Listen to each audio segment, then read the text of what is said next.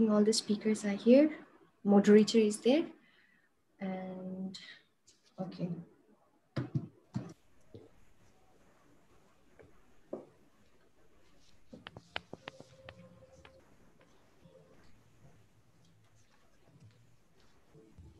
Good evening, everyone. My name is Monali Laungmalai. I am the coordinator of this program, which is an international webinar on mother tongue education for endangered languages of Northeast India. I'm also the present General Secretary of Dimasa Scholars League and an assistant professor at the Department of Linguistics, Assam University, Silchar. I'd like to give a very warm welcome to all the participants of our webinar from India and abroad. The reason why we are organizing the webinar is to explore possibilities of language revitalization through mother tongue education in the course of language pedagogy, course introduction in higher education, creation and or adoption or use of endangered script, community support, and few other similar language planning and programs. In Northeast India, with more than 200 languages, the minority languages are marginalized in these aspects, and the work of the linguist towards revitalization becomes a merely partial success, since maintaining so many of these languages which are endangered is a time and effort consuming process, as ultimately the community members have a greater role in keeping their language alive. This may lead to serious loss of the language use in several domains, and while other languages may thrive. Since it is a compelling task for a linguist and a community member as language activist to revive these languages, in this regard, the webinar aims to retrospect and discuss prospects that the future of mother tongue education can hold for the living endangered languages of Northeast India. We hope that this event becomes a fruitful one for all the participants present here today. We're highly esteemed to have among us our honorable speakers, Professor Tim Brooks, who is the founder of the Endangered Alphabets Project and currently lives in Vermont, northeastern part of the USA. Professor Kavita Rastogi, who is a professor at the Department of Linguistics, University of Lucknow, and founder of Society for Endangered Languages. And Professor K.H. Dhiren Singha from the Department of Linguistics, Assam University, Silchar. Professor Brooks has worked tremendously in reviving the scripts of several of the endangered languages of the world, most recently known through his Facebook updates being Mongolian in Central Asia and Mru in Bangladesh, and through his letter carvings in wood. Professor Rastogi has contributed her efforts in language revitalization for many of the lesser known endangered languages in India, especially Raji, which she will also be presenting in her talk today. Professor Singha has been a key resource person in several languages of northeastern region of India, including his role in the Dimasa Orthographic Convention with Dimasa Sahitya Sabha. He also modeled textbooks for Dimasa language for primary education in recent years. Thank you, sirs and madam, for gracing our occasion today. We will be starting the session shortly. Today's session will be moderated by Kritika Burman, a research scholar in linguistics from my department in Assam University, who is also into language documentation and description for Rangkhol, a vulnerably endangered language of Northeast India. She is also regional secretary of Dimasa Scholars League. Before Kritika opens the session, I'd like to request our Vice President, Mr. Shivraj Kemprai, to kindly say a few words on behalf of our President, Ms. Rakhi Naiding, and on behalf of Dimasa Scholars League, and declare the session open. Thank you. Thank you so much, Monali ma'am. So, Juthai and good evening, and a warm welcome to the international webinar on mother tongue, education for endangered languages of Northeast India. I'm Shivraj Kemprai, Vice President of Dimasa Scholars League or DSL, and I, on behalf of our President and all the members of DSL, would like to thank and welcome you all for taking time out of your Sunday evening and joining us to make this webinar a success. I would like to take this opportunity to thank and welcome our eminent speakers, Mr. Tim Brooks, Professor Kavita Rastogi, and Professor Dhiren Singha sir for gracing this occasion. So talking about DSL, initially it was created as a group with the primary purpose to share information and ideas on academic activities and opportunities. The ultimate goal was to contribute to the welfare of the community through academics. DSL has now evolved as a non-profit socio-cultural and academic organization pursuing its motto, Aspire, Learn and Excel. DSL constitutes the members of the Dimasa community of Northeast India who are academically engaged mainly. In our group, we have academicians, research scholars, research aspirants, and few others. It is also a community of researchers rooted to the ground with ears to the aspirations of the masses while enjoying scientific rigor, reason, nurturing an environment of healthy debate and discussion. DSL aims to reach the larger Dimasa community while contributing to the autonomous knowledge production and welfare of the Dimasa community. DSL as a platform is our duty and opportunity to contribute to our society as a whole.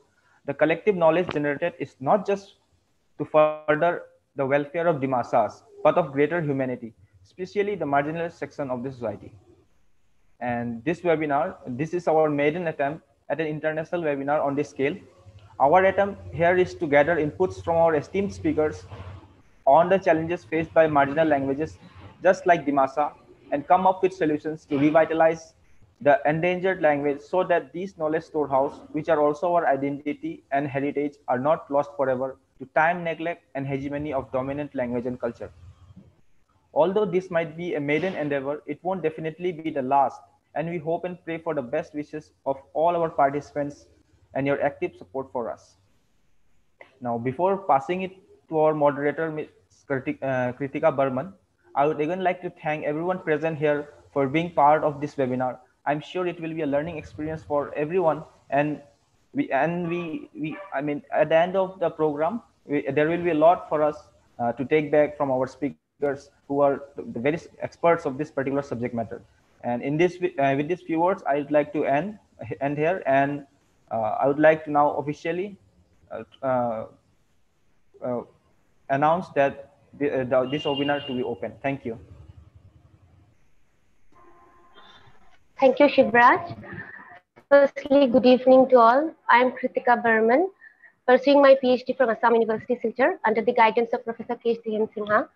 And my PhD work is based on Rangkhal language. And I'm also a regional organizing secretary of Dimasa Scholars League. So today I'll be moderating this session, this international webinar on mother tongue education for endangered languages of Northeast India. So today we have three speakers as addressed by our coordinator, Dr. Monali Longmailai. I would like to welcome all our speakers and participants present here at our webinar.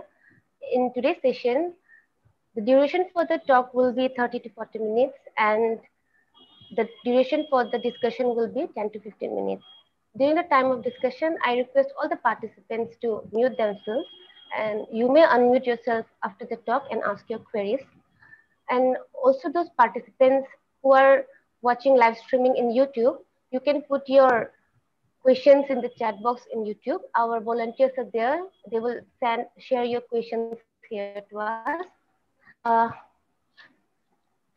So we will be taking 4 to 5 minutes.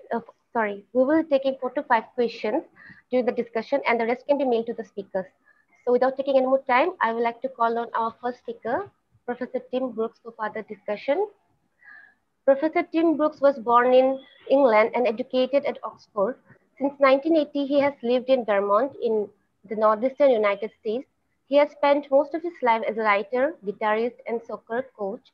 But in 2009, he began carving letters and words in wood, which developed into his Endangered Alphabets project. One aspect of the project, his online Atlas of Endangered Alphabets, has been viewed by more than 200,000 people from 200 countries. He has also directly involved in mother tongue education in indigenous languages and scripts, which is the topic of his today. His book, Endangered Alphabet, is the only book of the subject on endangered alphabets. He has spoken on various aspects of cultural and linguistic endangerment at Harvard, Yale, Cambridge, American University, Rutgers, Middlebury College, First Nations University in Canada, and many other venues, including the Smithsonian Institution. Articles about the endangered alphabets have been published in National Geographic, The Atlantic, the New York Times and other newspapers, magazines, and on public radio. Sir Brooks has been invited to exhibit and speak about his work at conferences on languages and culture in the US, Canada, England, Spain, France, Italy, and the International Calligraphy Conference at the Museum of Calligraphy in Moscow. The former director of the professional writing program in Champlain College, he lives in Burlington, Vermont. Sir Tim is going to speak on mother tongue education and endangered alphabets. Sir Brooks, you may kindly proceed with your talk. Thank you so much for your kind and gracious introduction. I am so happy to be here and to have been invited.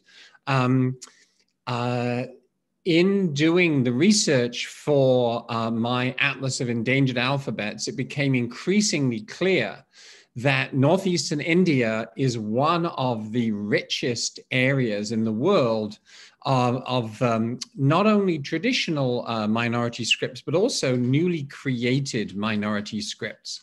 And of course, I am stuck here in Vermont, in the Northeastern United States. And all the time I was doing my research, I thought, I wish I could go out to India. I wish I could be in Northeastern India and travel around and meet people and interview people. And of course, I couldn't. I had to do everything virtually. So I am looking forward to learning a tremendous amount as a result of the collaboration that you have all set up here. My first introduction to the importance of the mother tongue is actually very literal. In 1994, my mother developed cancer, and it was clear that she only had a few months left to live. And she wasn't in any serious pain or discomfort, but of course she was very low on energy, and she was increasingly low on energy. And I was fortunate enough that my family and I, my siblings and I were able to be with her quite a lot during those last few months. And it was an extraordinary time in terms of bringing us together, but also in terms of things that could be learned from the experience. One of which was that at some point, she said to my brother and my sisters and myself, you know, I really only want to see members of the family now.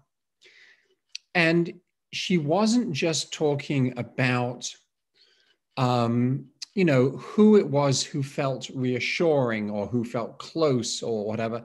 It was actually an issue of language, because she said, we have all been together now for decades, our little family.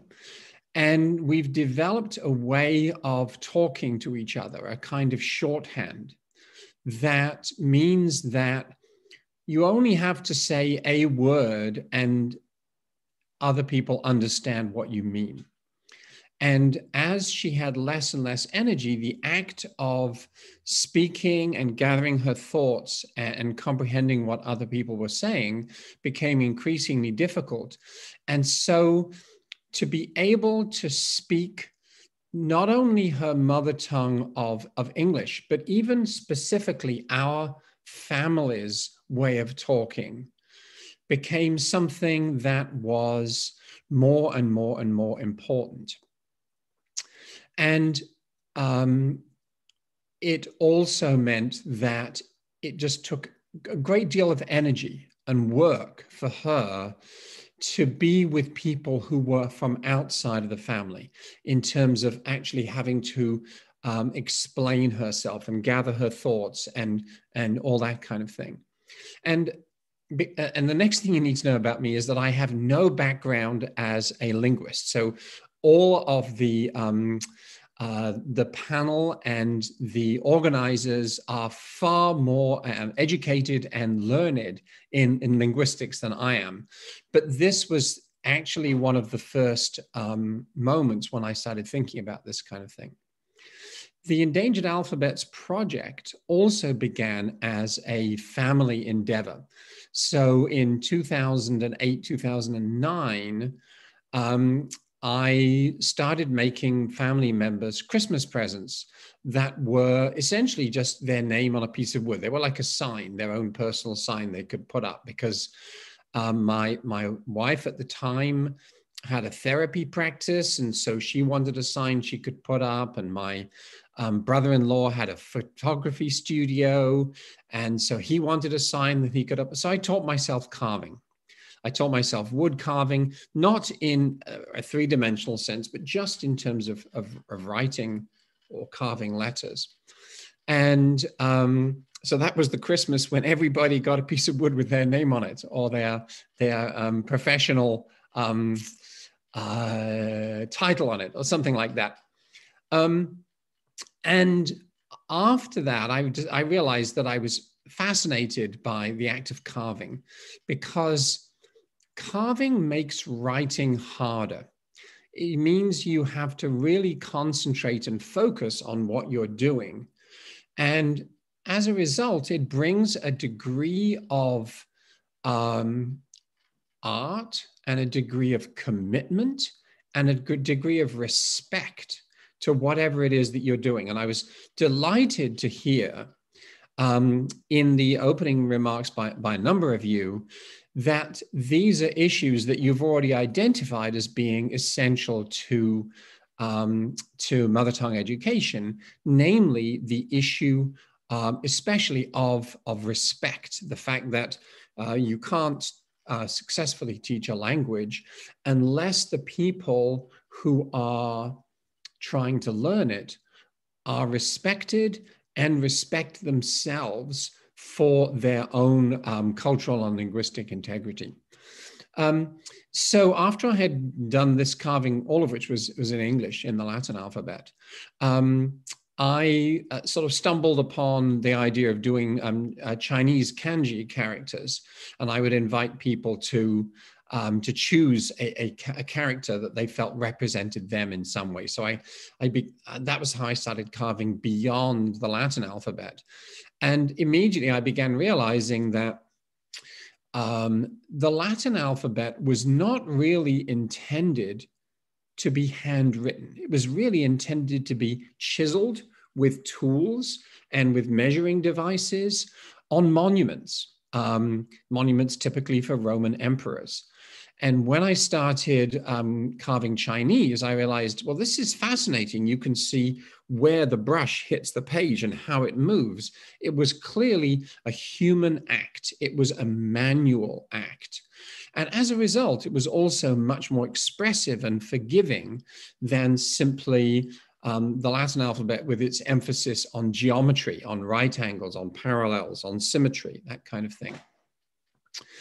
And then I stumbled across the website omniglot.com, which had at the time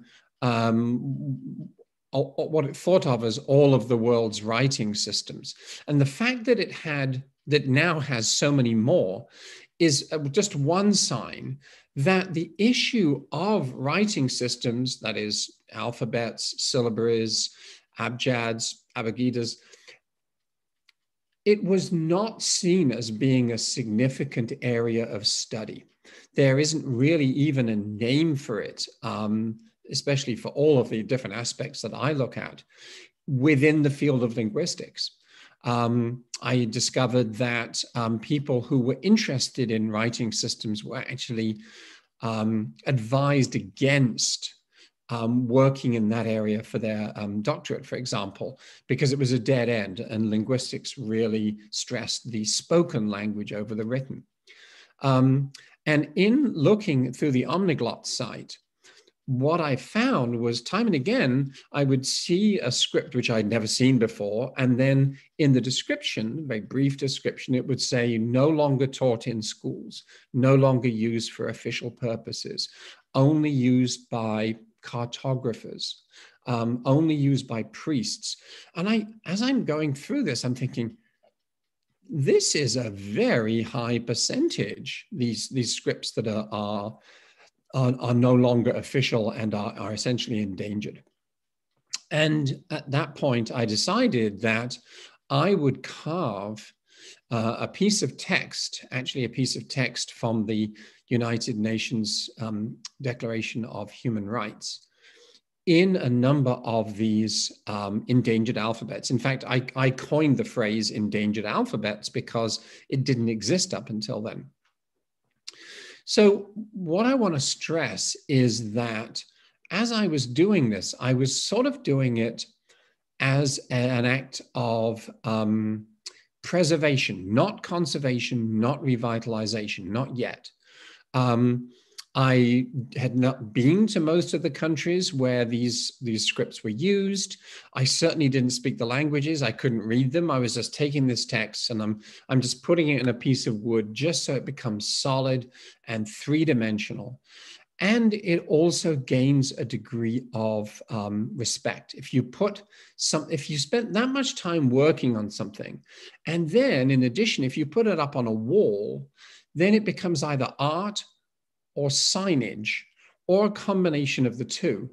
And art is something that in itself gathers respect.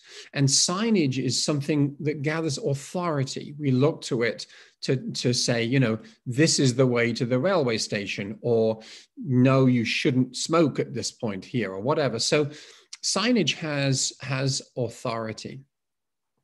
And so I carved 13 different scripts, and I did my first exhibition. And people said two things to me that I wasn't expecting. They said, you know, this is really important. And I had sort of thought of it as a hobby at that point. And they also said, this is beautiful, this is art. And I hadn't really given myself the credit for creating something that was art. Both my daughters are artists, my mother was an artist, but I thought, no, you know, I play the guitar, and I'm a writer, that's as close as I get. So that was, in a sense, how the Endangered Alphabets Project began. But really,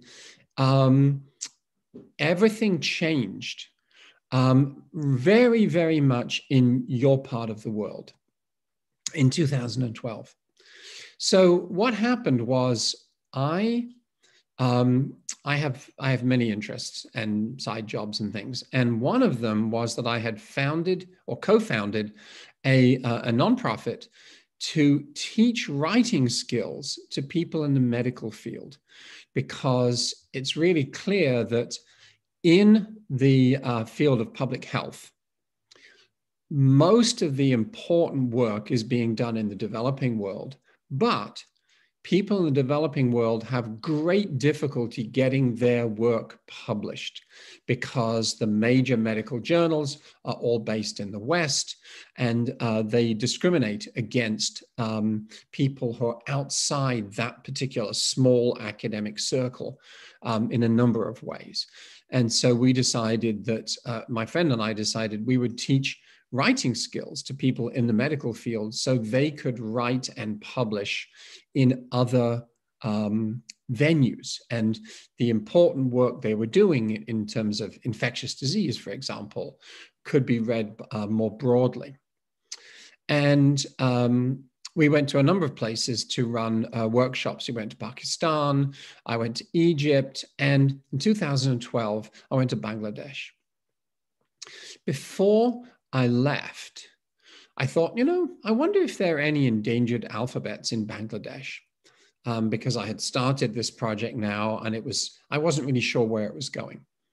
And so I put out, this is how I learn everything. I put out a request to the internet to people who are following me saying, are there any endangered alphabets in Bangladesh? And somebody who had worked in the Chittagong Hill Tracts got back to me and said, yes, there are 3.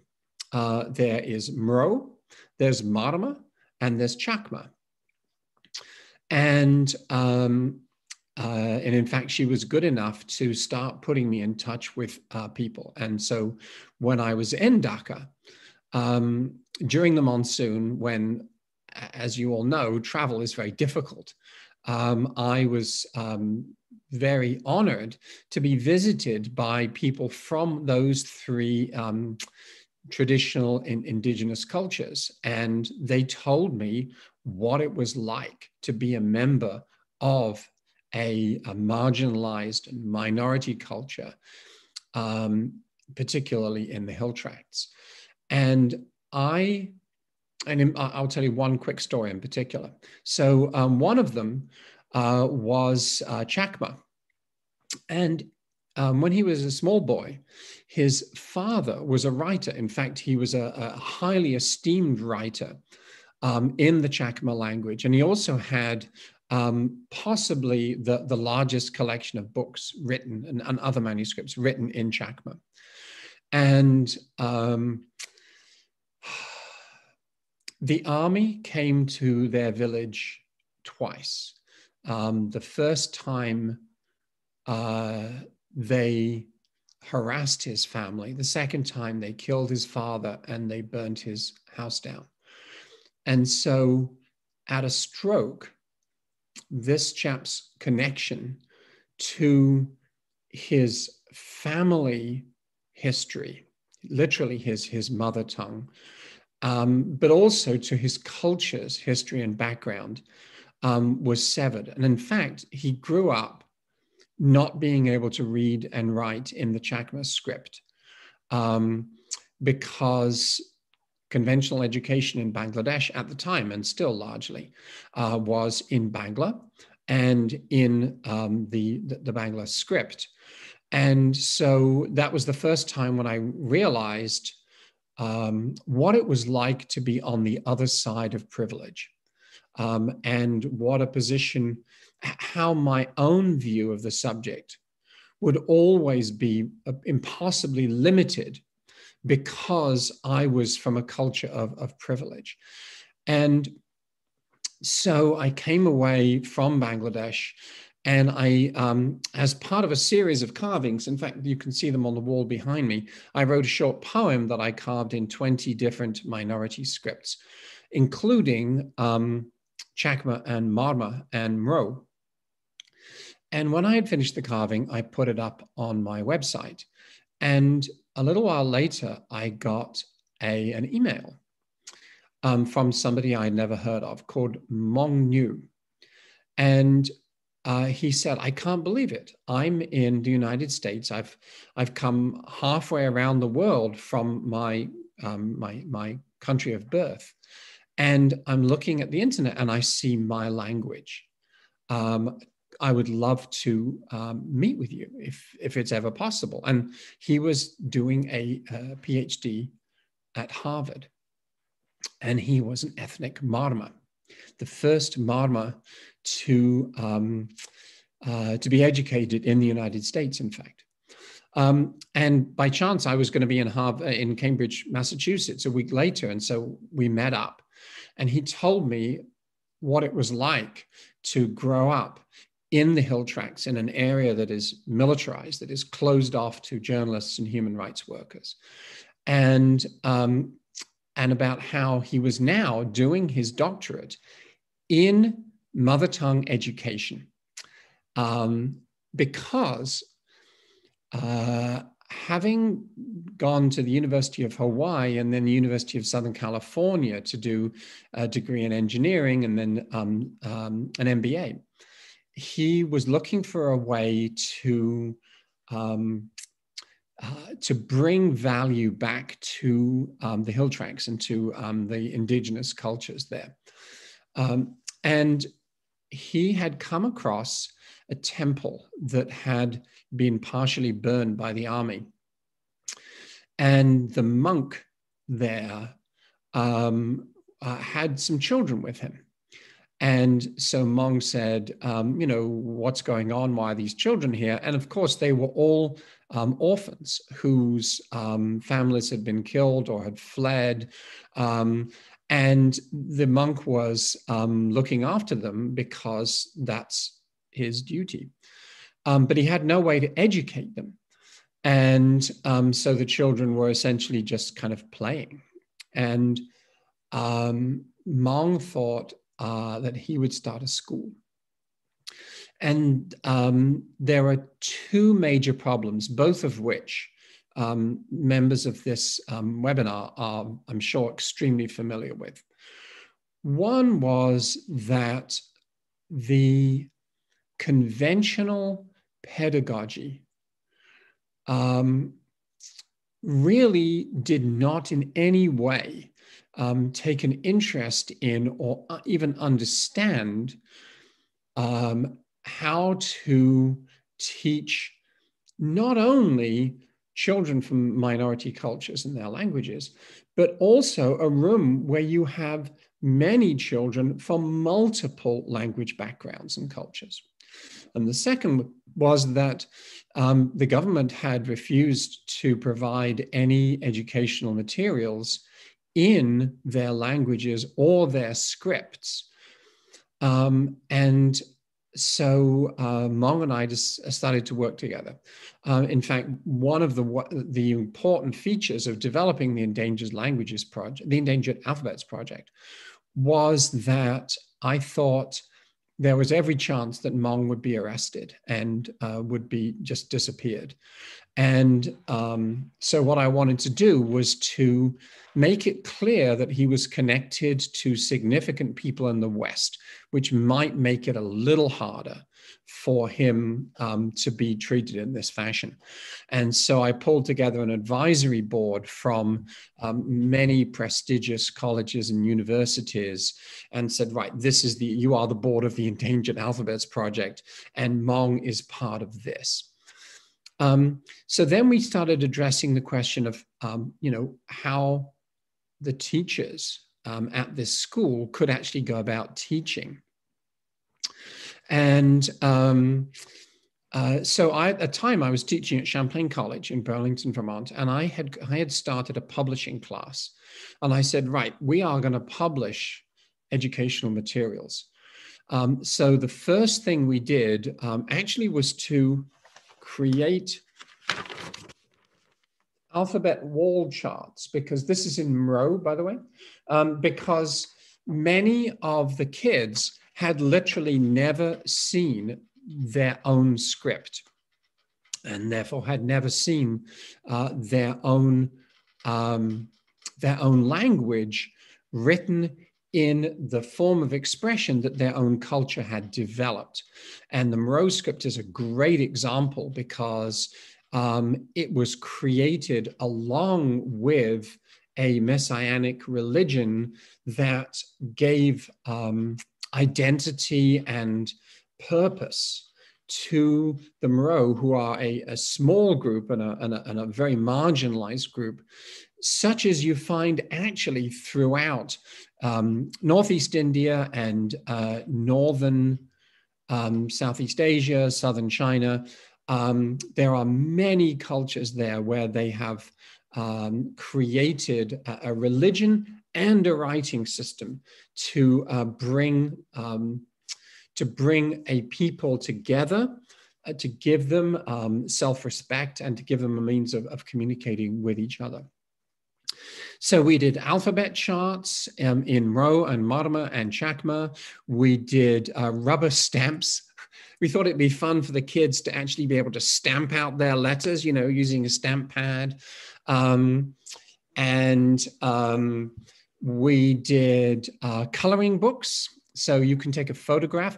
It was very, very important that I used the word respect earlier, that everything we did showed respect for the cultures that were being educated. And so we got a series of photographs that had been taken in the hill tracks and ran them through a software, which essentially turns the photograph into an outline, which means it can become a coloring book or a coloring sheet. And the kids had never seen coloring books before. There were no art classes of any kind offered. And so this had the advantage of novelty.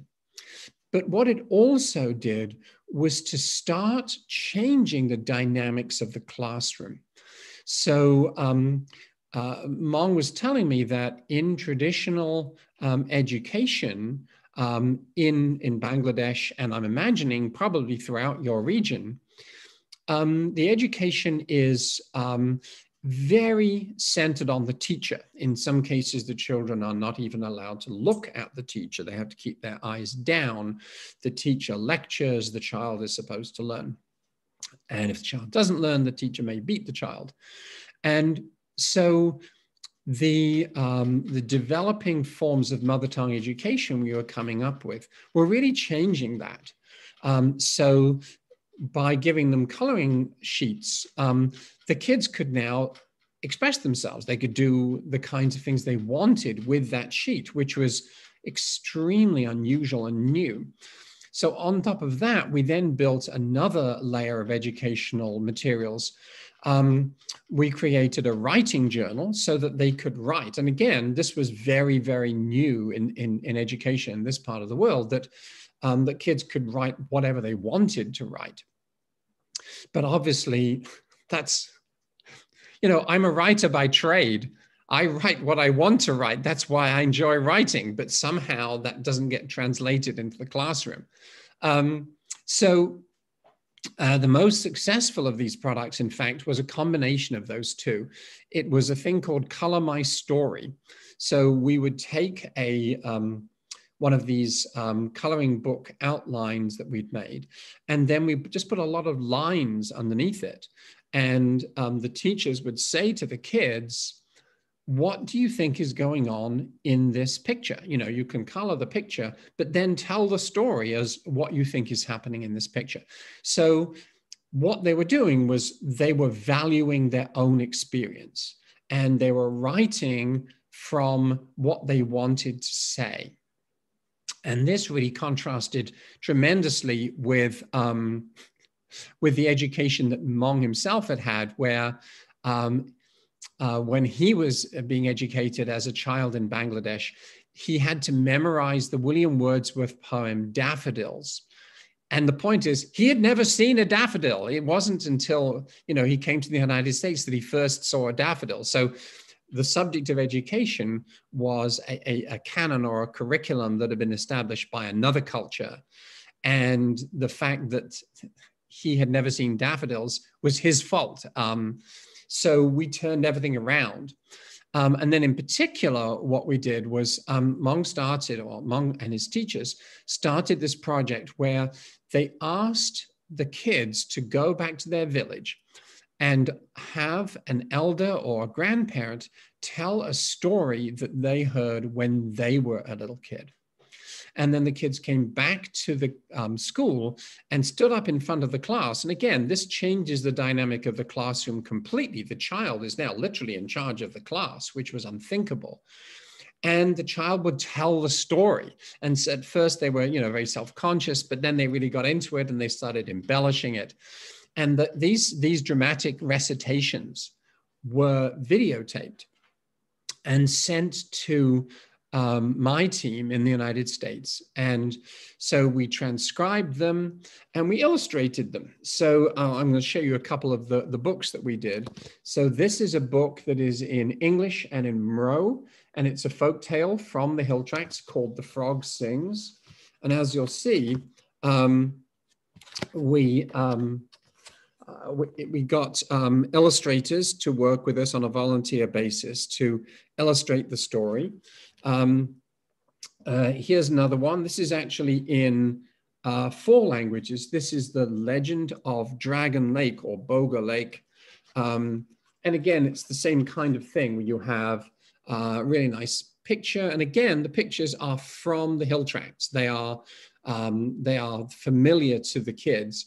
And then we have the story here. And this one is in Mro and Marma and Bangla and English. And probably the high point of all of this was something which we did, which I think is probably unique in the world. We created this 6-language dictionary. So it's not a complete dictionary, as in here are all of the words you would need to know. But the point is that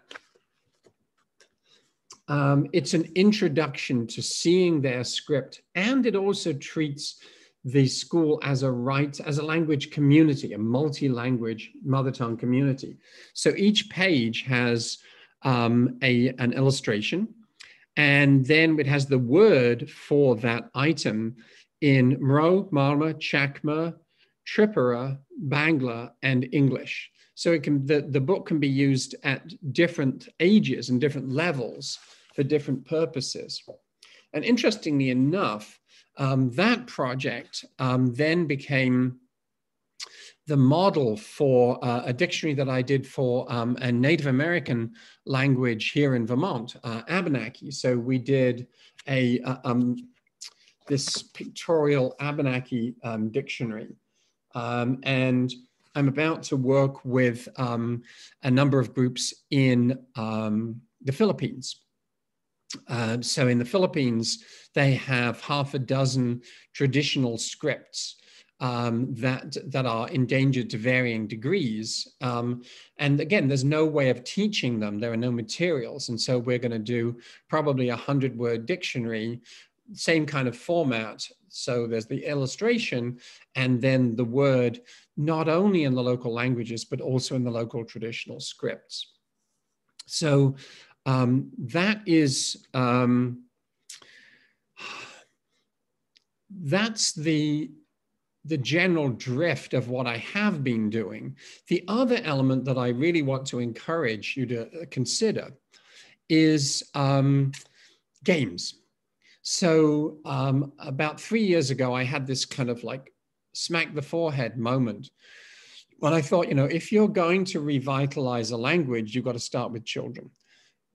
And if you're going to start with children, you should start with games.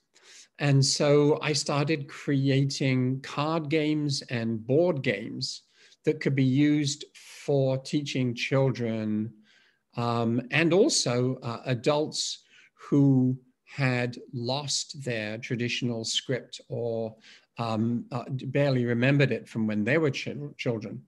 They could teach those. So as was mentioned earlier, the initiative that I'm putting a lot of effort into just starting now has to do with Mongolia, because as I'm sure you know, the Chinese government has said that Mongolians in Inner Mongolia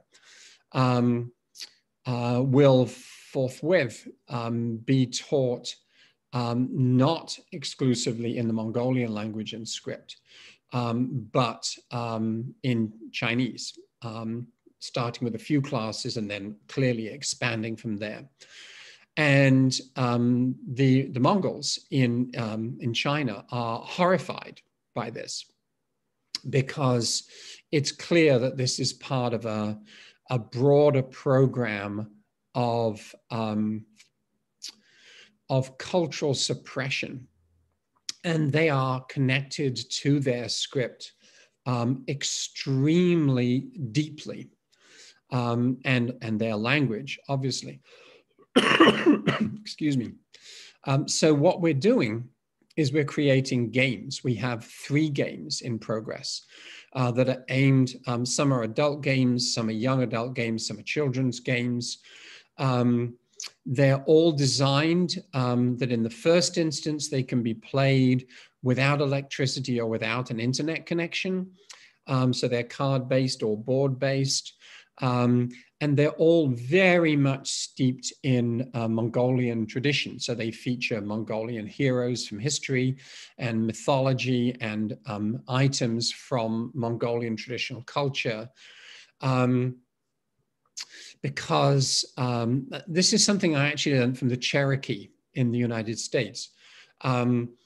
I spent a week on the Cherokee Nation headquarters in Oklahoma, and they described what it was like before the revival that's now taking place. And they said, we were ashamed to be Cherokee. And obviously decades of I think one of you used the word linguistic hegemony, and also cultural hegemony, had reinforced this notion that to be Native American was to be inferior, was to be primitive, was to be uneducable, was to be, in some cases, heathen. And in as recently as the 1970s, they were telling me, you know, they were ashamed and when you're ashamed, you don't want to speak your native language. You want to, and especially you don't want to be seen speaking it by people from a more powerful social group. And so it wasn't until the Black Pride movement and the Native Pride movement that they redefined themselves as in terms of their history and their heritage and their identity and their achievements. And those are crucial elements in reintroducing language and script, not least because the script has been a way of recording those achievements and that history. And if you can't read that script, then all of these documents that have been written in your language for 100 years, 500 years, 1,000 years, they're just the old writing to you. You can't read it. So I think I am more or less out of time. I actually have 9 hours of material that I could talk, but I'm much more interested in hearing the questions that that you have. Of course, I'd be happy to talk with you again about what I'm doing, to hear about what you're doing, which I think is wonderful and unusual. I've spoken to a number of academics working in linguistics in India, and it's been noticeable to me that although they're very well intentioned, they start with assumptions like, well, we're going to use the Latin alphabet because it's easy to learn and everyone can use it. Or we're going to teach the language that is spoken by the most people. So if you have a minority group and a smaller minority group, the smaller minority group gets even further marginalized. Anyway, so I will stop there, and I will be delighted to answer whatever questions you care to put my way. Thank you, sir. Thank you, Sir Brooks, for sharing your valuable speech with us. So after listening to Sir Tim, it's clear the writing system is so much understudied, and we are very privileged that Professor Brooks has shared his deep knowledge and experience in this subject. So would you mind, sir, if I read the questions in the chat box? Or Yes, go ahead.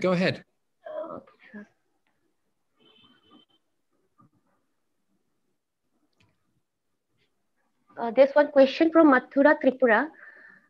Sir Tim Brooks, are the books shown here available as PDF file?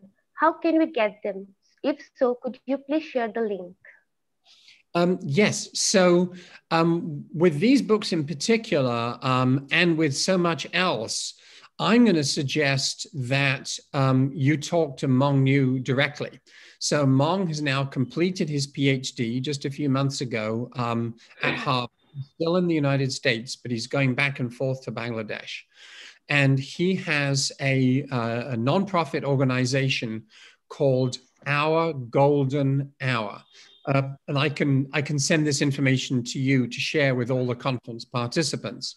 And the books are available physically from their website. And I'm sure if he learns that you're interested in mother tongue education, then he will make the PDF files available to you. So I'll be happy to make that connection once the conference is over and send you that information. I'm actually using one of these Moreau alphabet charts as a notepad to take notes. And so that's one of the things that I will send you when we're done here. Okay, next question.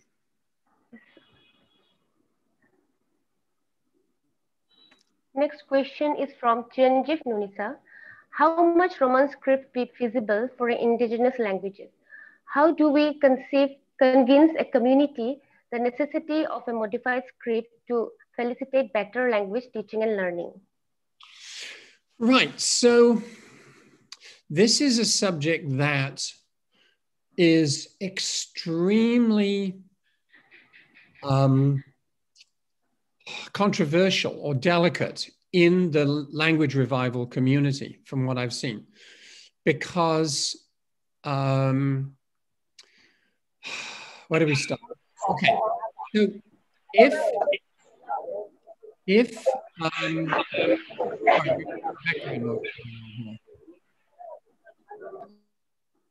here. Yes, so there are organizations that are saying, in order to revitalize a language, we need to write it down. The Latin script is fine. There are other organizations that say the Latin script does not convey the full range of sounds in this language, so therefore we need to create a modified Latin script. But there are other organizations that say, if you do that, then you are essentially buying into the values of the dominant culture. And it would be better to use an indigenous script or an indigenously created script or a traditional script for that culture. And that creates opportunities and challenges. So if you're working with a language culture that doesn't have their own script or traditionally didn't use writing, was largely an oral culture, then that's less of an option. Although there are a lot of instances of people who have created writing systems for their own people just for this purpose. So I did a count, and based on my research, in the last 100 years, about 100 new scripts have been created specifically to give a language own writing system that they can feel connected to and that works for their language, but also is theirs. Background noise again. Somebody needs to mute.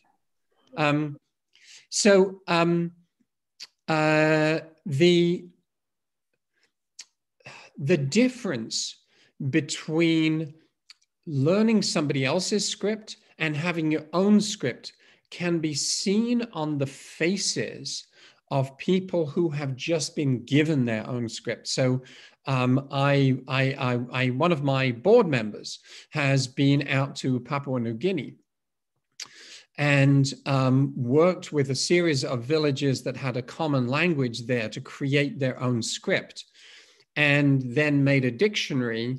And I've seen photographs of on the faces of these people as they open their book for the first time, and it has their own writing, which is theirs and nobody else's.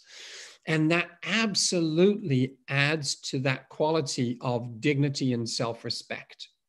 Now, the problem is that in many countries, there is a tradition that says, if you want to be educated, you must use the prestige script or the colonial script.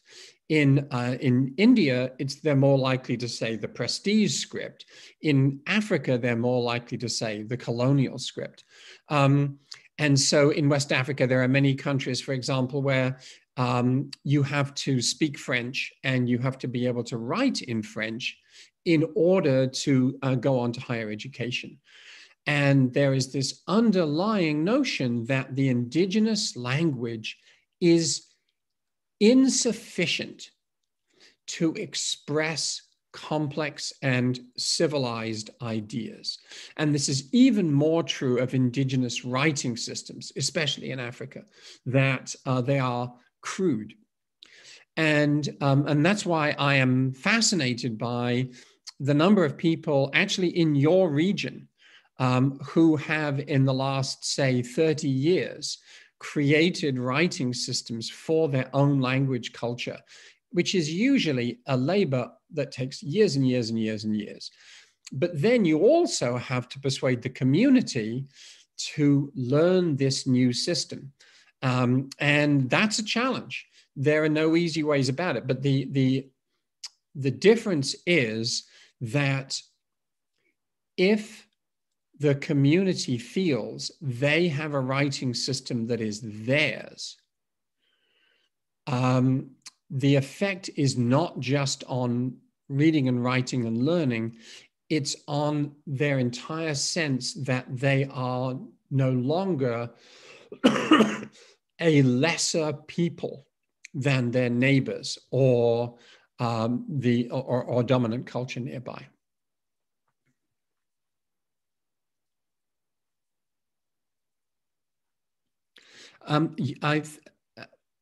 Kritika, you need to unmute yourself. Okay. So yeah. So next question is from Rebecca Kingball. Sir, what would you suggest for dealing a multilingual classroom if MTV MELI is to be implemented? That is a great question. And I think Mong would be a really good person to invite to your next webinar to talk about this, because he's not only been doing this in his schools because he now works with 3 schools, and there are another 20 schools who he consults with. So I can give you his contact information, and I think he'll be a great person to bring along next time. What I would suggest is that the classroom has to become decentralized. So if you have a traditional top-down or teacher-centric view of education, where the teacher is teaching the children, then if you have children from multiple language backgrounds, the teacher needs to be able to speak in all of those languages, which would obviously be a good thing anyway. But then also the teacher essentially has to repeat exactly the same thing multiple times.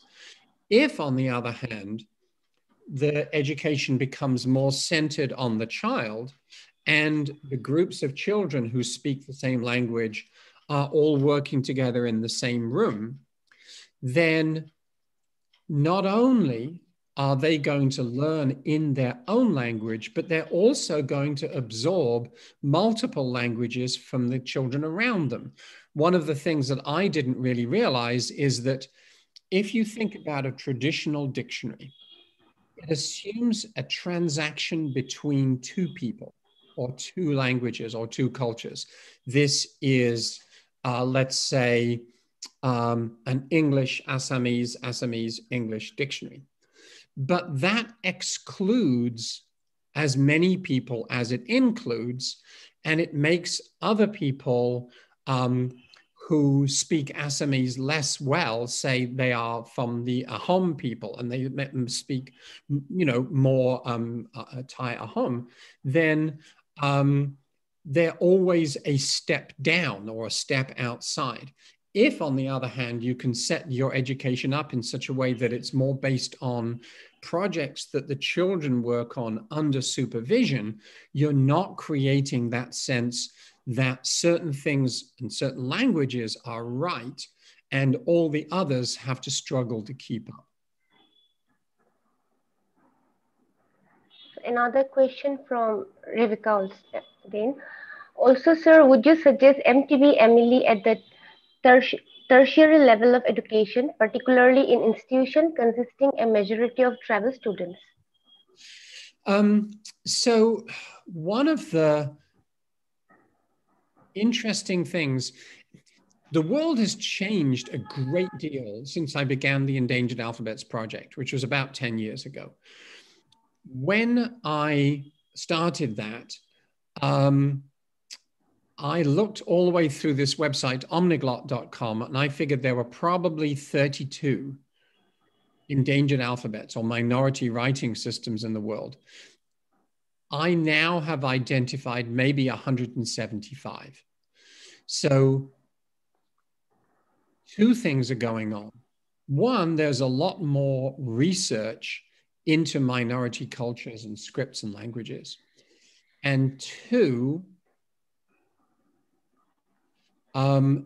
there is a change in the attitude of the educational establishment towards minorities. So when I started the project, people would talk about dying languages and failed scripts. And I would kind of go, this is terrible. If you talk about a dying language, it assumes that nothing can be done about it. And it also assumes it's not your job as an academic to do anything about it. You're just an observer. And that is, you know, a very traditional academic posture. So since then, and also there was no such thing as revitalization of languages 10 years ago. This is all very recent and it's wonderful. But what is really clear is that in many places in the world, they are trying to deal with this by saying, okay, so for example, if you are in Bali, in Indonesia, then you will spend a year in elementary school learning the Balinese script and the Balinese language. And if the children know that this is just something that they have to do and survive, but after that, they don't need to do it anymore, they're not invested in it. It's not part of who they are. And so for me, the language has to become the medium of instruction throughout all of education. Otherwise, again, it doesn't get respect. It becomes like a curiosity that only people who are interested in that will study. It becomes a token effort. And there are cultures where that's all they can do at the moment. So in working with the Abenaki in Vermont here, there are 4 Abenaki tribes. And 2 of them have so few people who still speak Abenaki that they've decided it's not worthwhile to try and establish a whole language program.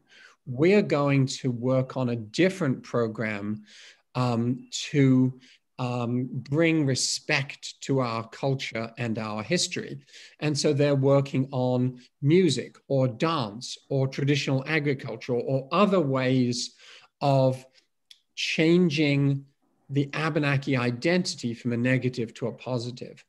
So it's going to vary from culture to culture, but I think ultimately the goal should be to say, how can we make this language the medium of instruction throughout the child's education? But it's not going to be easy. Thank you, sir. Thank you, sir.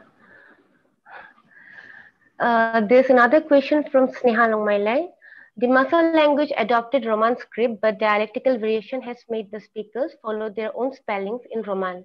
How to create a new script that would best represent all the variations of a language? And this is the last question of this session. Of course, yes. So one of the things that I've promised is that I sent you this document of minority scripts of Northeast India. And I have contacts in many of those language communities. And what I would be happy to do is to put you in touch with people who are doing exactly that.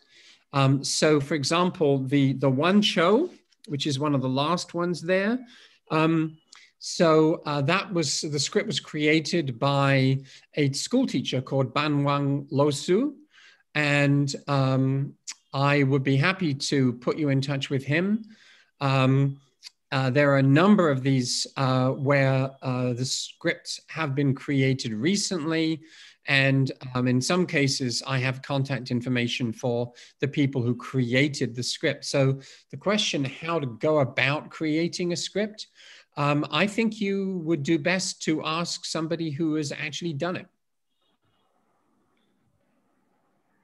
Okay, sir. So, sir, there are some compliments from Samhita Bardwaj. Wonderful work, sir. Very inspiring for linguists in Northeast India. Then there's another compliment from Laring Gidun. He has given thumbs up. And from Madhu Shankar, good job, sir. These are the compliments, sir. And Sir Brooks has shared 2-page documents with us, and we have shared this in the screen sharing. The participants can take screenshot of this document. Thank you. So now it's time for our, thank you, sir. Thank you, Tim, sir. Thank you so much for inviting me, and I wish you the very best with your fascinating and important and very hard work. Thank you, sir. Bye, everybody. So now I'd like to invite our next speaker, Professor Kavita Rastogi. Professor Kavita Rastogi, Professor of University of Lucknow.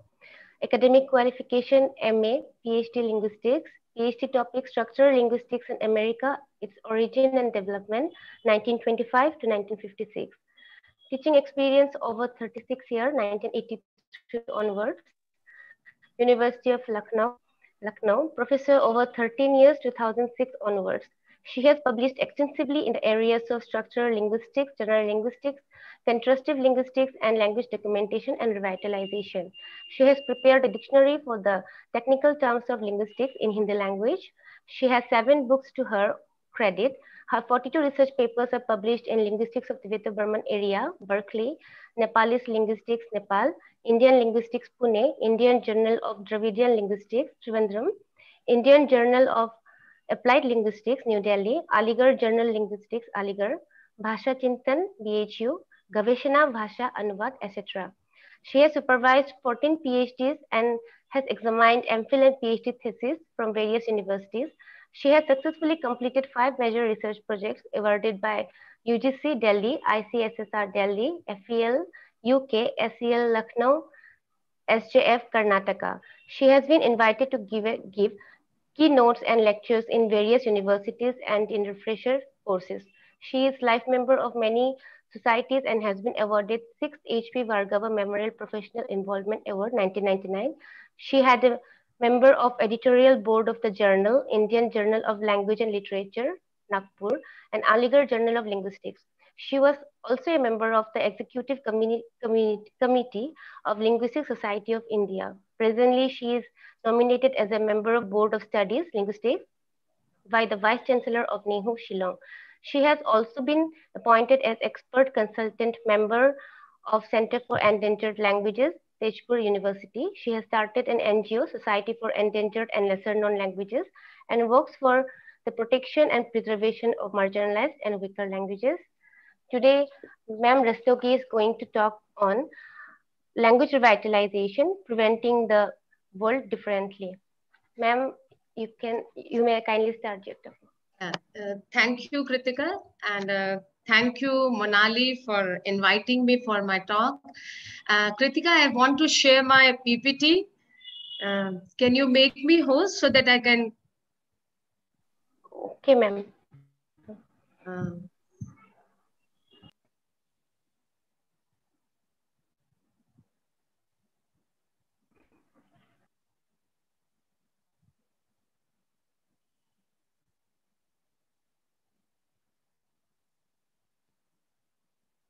Are you able to see me? My PPT?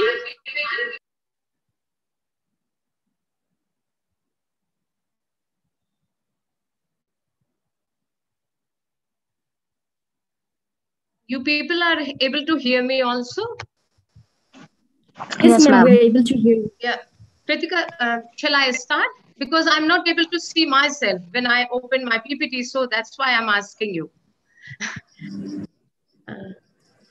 Yes, ma'am, we can see you, we can hear you as well. Okay, thank you, thank you.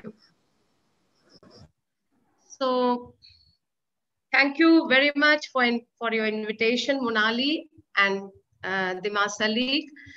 And I'm very happy to hear about your organization because since last 20-21 years, in the area where I'm working and with the communities I'm working, I'm trying to motivate community people to start such associations, to make some groups so that they can work for their community, they can work for the preservation and for cultural preservation for their community. So when I heard about your association, I was very happy about it. So the topic of my presentation today is language revitalization, perceiving the word differently. Many of you are from the field of linguistics, but I have a little different view. So I would, in the beginning, I would like to give you a small introduction about language revitalization. Often we talk about endangered species, we talk about endangered flora and fauna, but recently we have started talking about endangered languages also. What is meant by when we say that this is an endangered language? What is happening there? Why we are calling it endangered? In my opinion, each and every object, whether it is living or non-living thing, it needs something and some factors for its existence. If you want to see that living or non-living thing in its totality, in its identity, those factors must be there. So let us find out what are the factors which are important for the identity, for the language, what are necessary for the language. In my opinion, we all know that language depends on the speaker. But apart from speakers, their numbers are very crucial. Why I am saying that, so one or two speakers, if any language is there, which has only one or two speakers, but if they are speaking their language, the language is saved, its identity is there. But for the future generation, we need more people. To get community support, to get government support, we need number of speakers. Number of speakers, then what is the attitude of speakers? If you will see, for the existence and for the identity of language, instead of linguistic factors, non-linguistic factors are more important. So attitude of speakers and attitude of others matters a lot. I clearly remember that when I was a child, Boli, which we called Rastogi Boli, it is a sub-dialect of Awadhi language, used to be, I never spoke that language, but my father and my uncle used to speak that language. But outside my family, other speakers or other families who were living in the neighborhood, whenever my father used to that language, speak that language, they used to tell in front of us, "Kya Gamaru bhasha bol rahe hain?" Gamaru means a dialect which represent a villager. So when they used to speak this term or they utter this term in front of us and in front of me and my siblings, we never tried to learn that language, which was our mother tongue. But when I started studying linguistics, I repented my decision. So attitude of others matters a lot, and attitude of the speakers is also very important for the existence of language. Socioeconomic status of the community, socioeconomic support from the government is also makes a lot of difference. Domains of use. we all use language in different areas. We speak language at home, then we go outside, then we speak language at marketplaces, we speak language at a school. What happens when these domains start shrinking and they limit to one domain only? The language slowly starts shifting towards the dominant language. And the most important factor for the identity of language, for the maintenance of language, in my view, is intergenerational transfer. Though my father transferred that language to me, he was speaking that language, our mother tongue, Rastogi Boli, but there are other factors also. Due to those factors, I didn't learn that language. I'm making this point here is that for the existence or for the identity of any language, sometimes all these factors work together, sometimes 2 or 3 make a lot of difference. So when all these factors are pushing a language towards a dominant language or towards other language, causes can be many. Many causes can be like migration, contact, education, social factors, cultural factors. Many factors could be there, many causes. But when due to these reasons, any language, any one or more language or a community avoids or start avoiding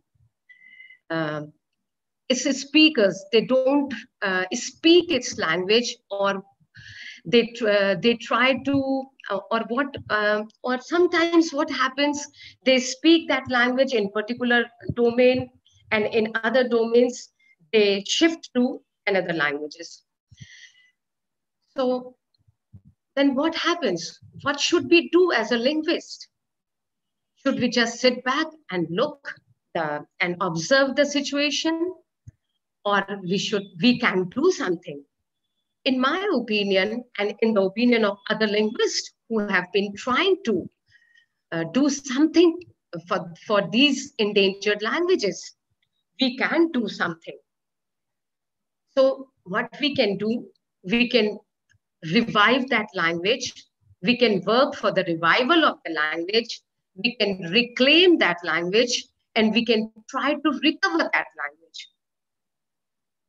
I also don't like the word dying. As Tim says, these languages are not dying. In my opinion, these languages are slowly shifting. They are slipping.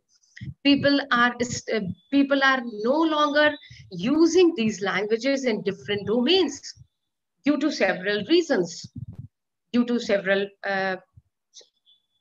internal and external factors. So word over, linguists are employing different models for revitalization. When we try to revive, when we try to reclaim, when we try to recover any language or any speech variety, this process is called revitalization. And word over, many people, many linguists are doing this work. Though it is a recent phenomena in India, only few cases are there where people are trying to revitalize language. Here I would like to mention that for the first time I visited, I started my work in 1998. And it was a chance visit that I happened to meet a community called Banmanus. If I translate this Hindi word in English, it is chimpanzee. Banraji, a person who lives in jungle. Raji means Pankti or line, Bandrawat. These are some names which are used for this community. You can see yourself what kind of words were used by others to name this community. Ban Manus. So how derogatory the term is when you use someone, Ban Manus or chimpanzee. For the first time in 1823, the then commissioner of Kumayu, for the first time, he mentioned about this community. He wrote about them, and he was doing some survey, and by chance, his Karindas or his subordinates happened to meet this community people, and they brought them, and that is how Captain Trail met this community for the first time in India. And this community was hunter-gatherer, and they were hunting, and they were, it was a nomadic tribe at that time. So they were not living at any settled hamlet or any one place. They were roaming here and there. They used to hunt, and they used to move from that place. Slowly, they started to make, they were making some wooden bowls at that time, and they used to do barter with the help of that, with those wooden bowls. So when I visited in 1998 and I met them, I visited Uttarakhand. This community lives in Uttarakhand, in the 2 districts of Uttarakhand. This is the map of Uttarakhand.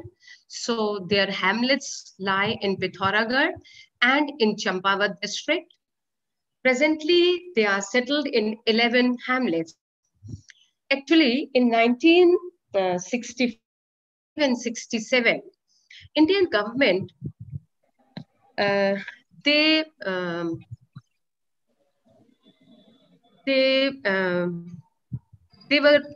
said that after studying their situation and their condition, they said that Rajis are scheduled tribe and primitive tribes, because they wanted to give them some help and some schemes. They wanted to launch some scheme. They wanted to bring them into mainstream.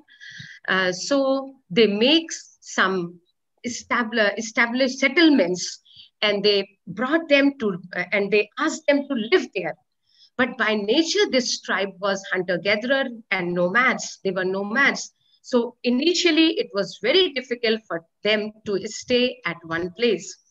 And in 98, when I met few people and I was interviewing them, I could see that it was very difficult for them to stay at a place for more than 15 to 20 minutes. They used to fidget. They were not very comfortable also. The name of their language in all the government documents is also mentioned as Raji. But in Grierson's Linguistic Survey of India, he mentioned this language as Jungli. So now you can see the tribe was called Chimpanzee or Bandrawat, or their name, language was named as Jungli by none other than Grierson. Presently, I have noticed and I have seen, and I always tell their neighbors not to use this name. You will be surprised that Central Institute of Indian Languages, Mysore, approached me in 2001. when they started Spell Project, they approached me to work for this language and for this community. And in their document, they mentioned the name Jungli. So my first reaction was, I wrote a letter immediately to the director stating that please change the name first, then I will move on and I will do any kind of work. Because calling their language Jungli is again pressurizing them, and it is a psychological factor, and it is a negative attitude which is very demeaning for the community. So then they changed their name. So if we try to see the genetic affiliation, people try to affiliate this language with the Tibeto-Burman family. Some linguists say that this language belongs to Munda family. Whatever data I have collected and whatever study and analysis I have done, on the basis of that analysis, I can claim that this language belongs to Tibeto-Burman family. It is a subfield. There's a subfield of Tibeto-Burman family, Himalayish language. And within that subfield, there's a group called Raji Raute. Why we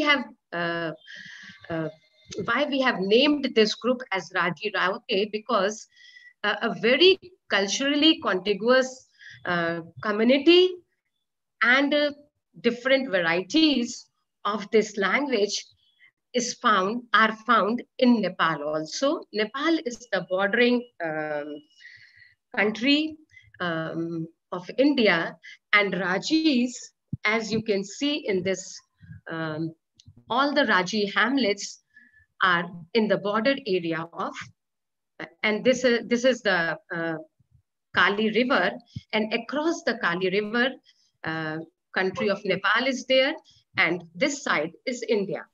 Excuse me, So ma'am. yeah, sure. Excuse me, ma'am.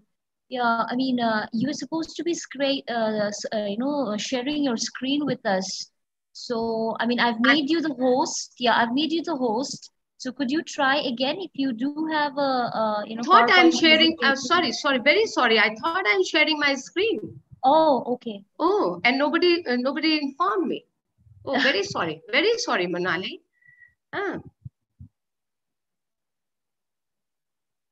I asked, yeah. Oh, very quickly, I'm going to show you the earlier book. This was my title slide. Okay, and, all good now, ma'am. Yeah, all good. Yeah. And these were the factors I talked about, and nothing much here. So very small introduction, and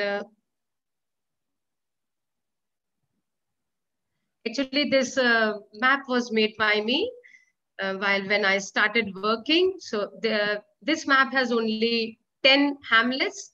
Recently, we found that there's one more hamlet where Rajis have started. So now currently they have 11 hamlets. So this is the slide for genetic affiliation of Rajis. So what is the communication pattern? I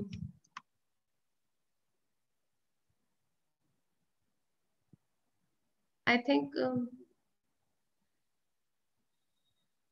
is it better now? Monali? Yes, ma'am, it's better now. Yes, so what is the communication pattern? Presently, all the Raji speakers, their total population, according to the census of 2011, is 732.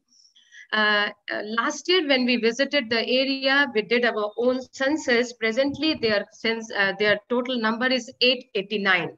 So all the Raji speakers are either bilingual or multilingual. They can fluently speak their own language, that is Raji Rauti, Hindi, Kumaoni, I'm saying Hindi Kumauni because in Uttarakhand, most of the, I shouldn't use nobody. Most of the Kumauni speaker, they use Kumauni Hindi. So it is a mixed variety of Hindi with lots of the grammatical structure of Kumauni, but the lots of Hindi words are there. Sometimes the grammatical structure is of Hindi and lots of Kumauni words are there. The problematic aspect of Raji communication pattern is that they are replacing their original words. Many of you must have noticed that borrowing is a very, in my opinion, it is a very creative process for a language. Whenever we there is some innovation is there, whenever some new concepts are there, we always borrow from other languages. In Hindi, we have lots of terms from different languages. In English also, we have different, we have words from the other languages. But for an indigenous language, then there are their own words are there, and speakers try to replace it by loans.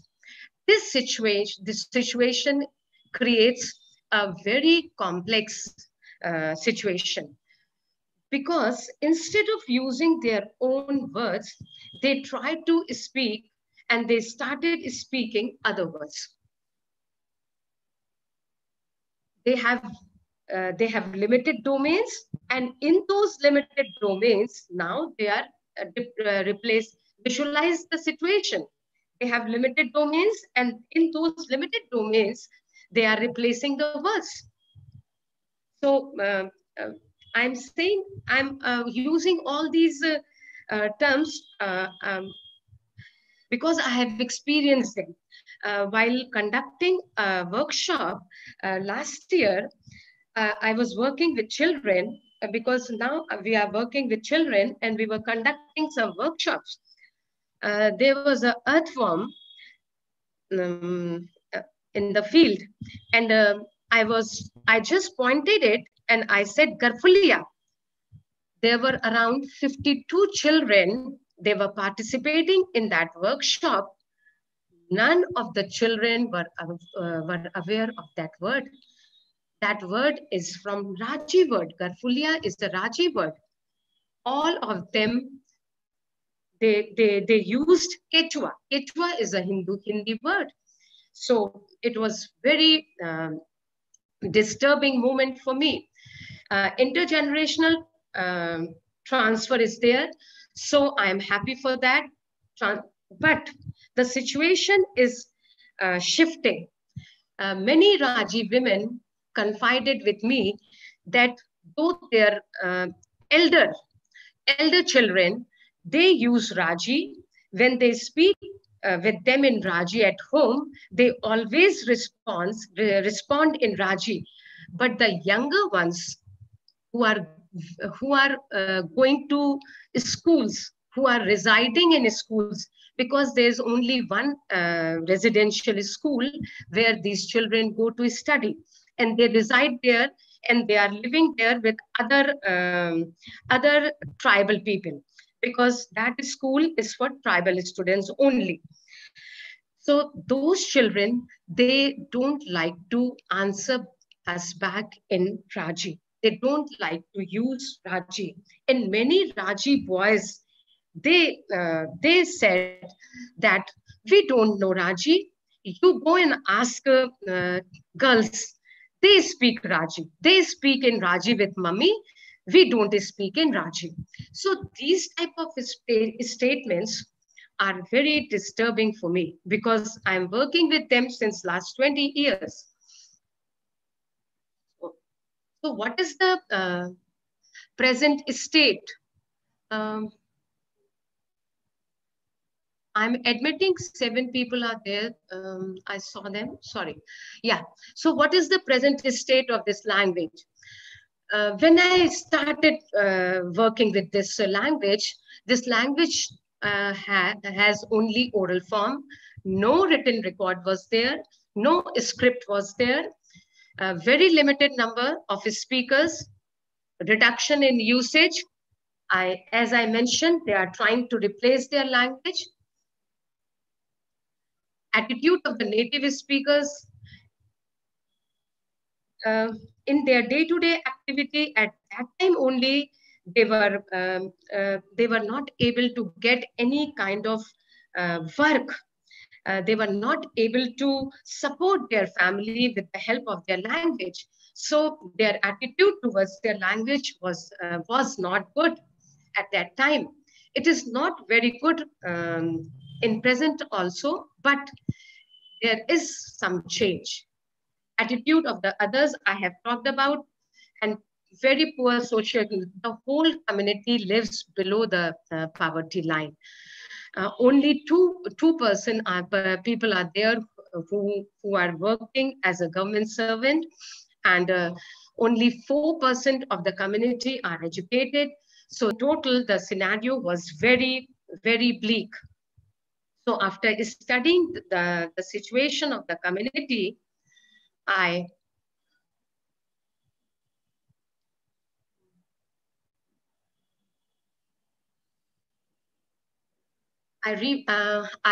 chalked out a revitalization program for this community. I must confess here that in the beginning, my only objective was to collect data and to write a grammar.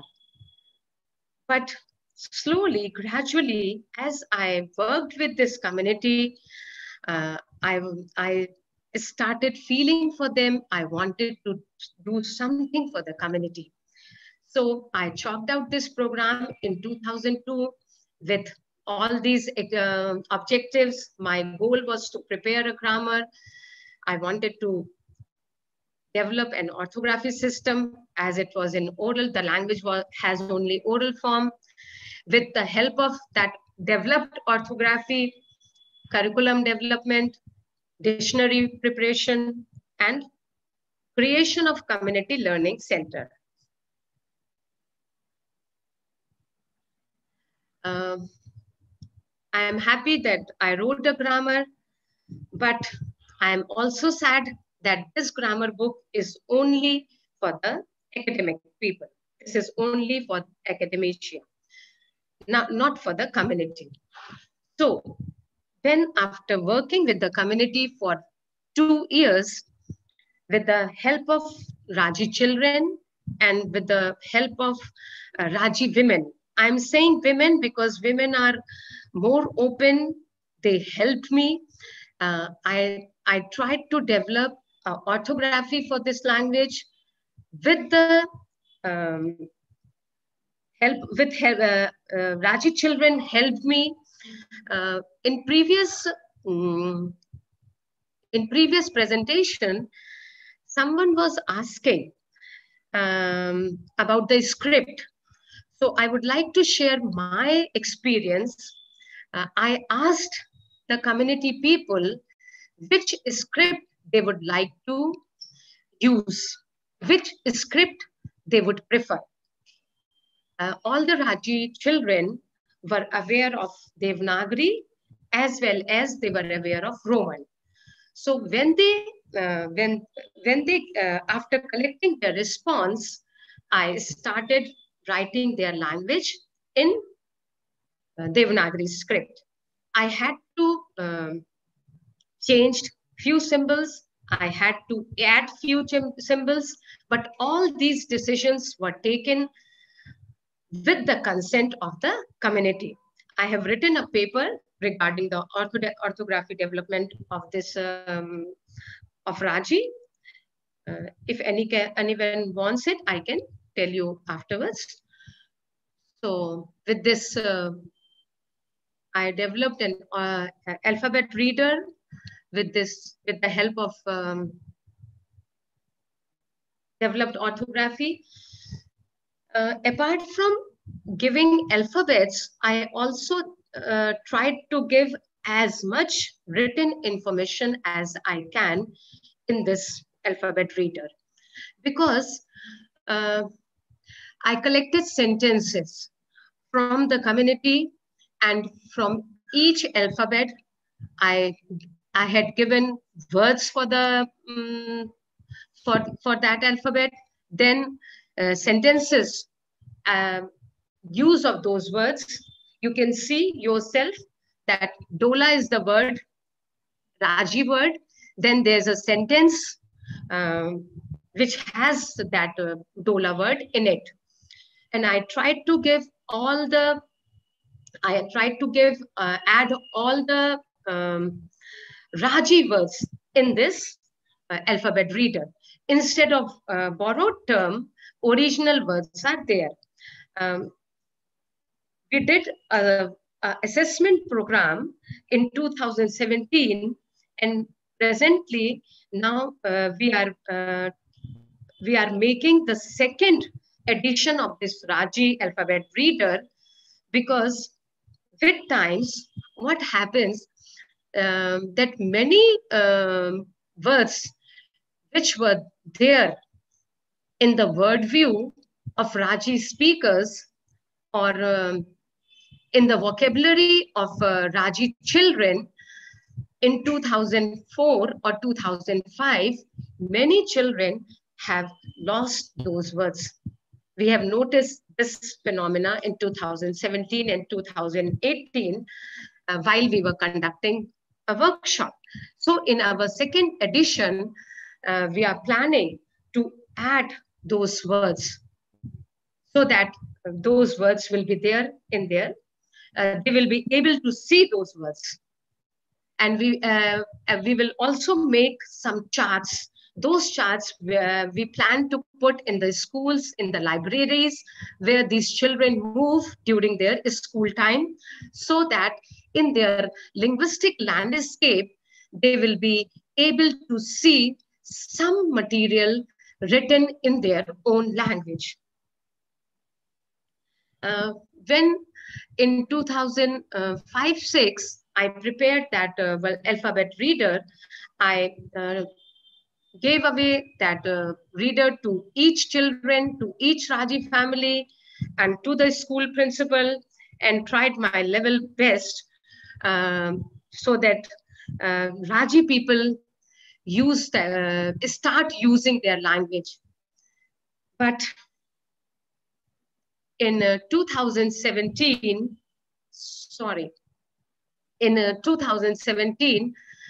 during the evaluation program, the work done before 2017 was solely done by me.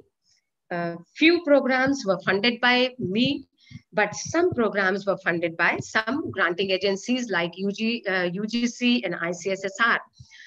But I'm happy to share with you all that from 2017 onwards, I have a team with me, and we always visit field in a team. And whatever I'm going to tell you from now onwards, it is a team effort.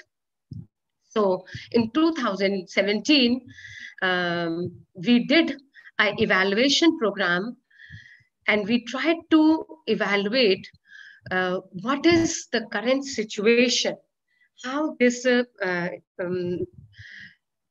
Raji revitalization program is working, whether it is helping to the community, and where it stands. So after this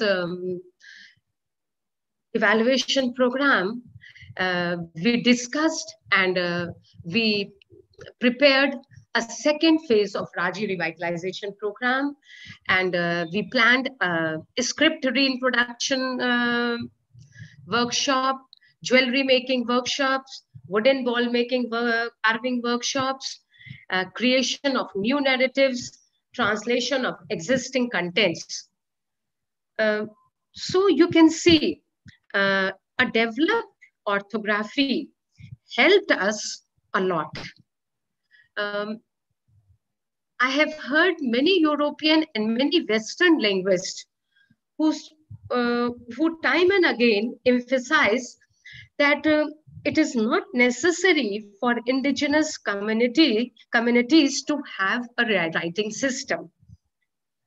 But in my opinion, in South Asian context, it is very important to have a writing system for a community, because in my opinion, what happens, written form of any language is considered prestigious in our country. I hope all of you will agree with me. Whatever is in written form, we always consider it more authentic. And during my work, I have also noticed, actually, when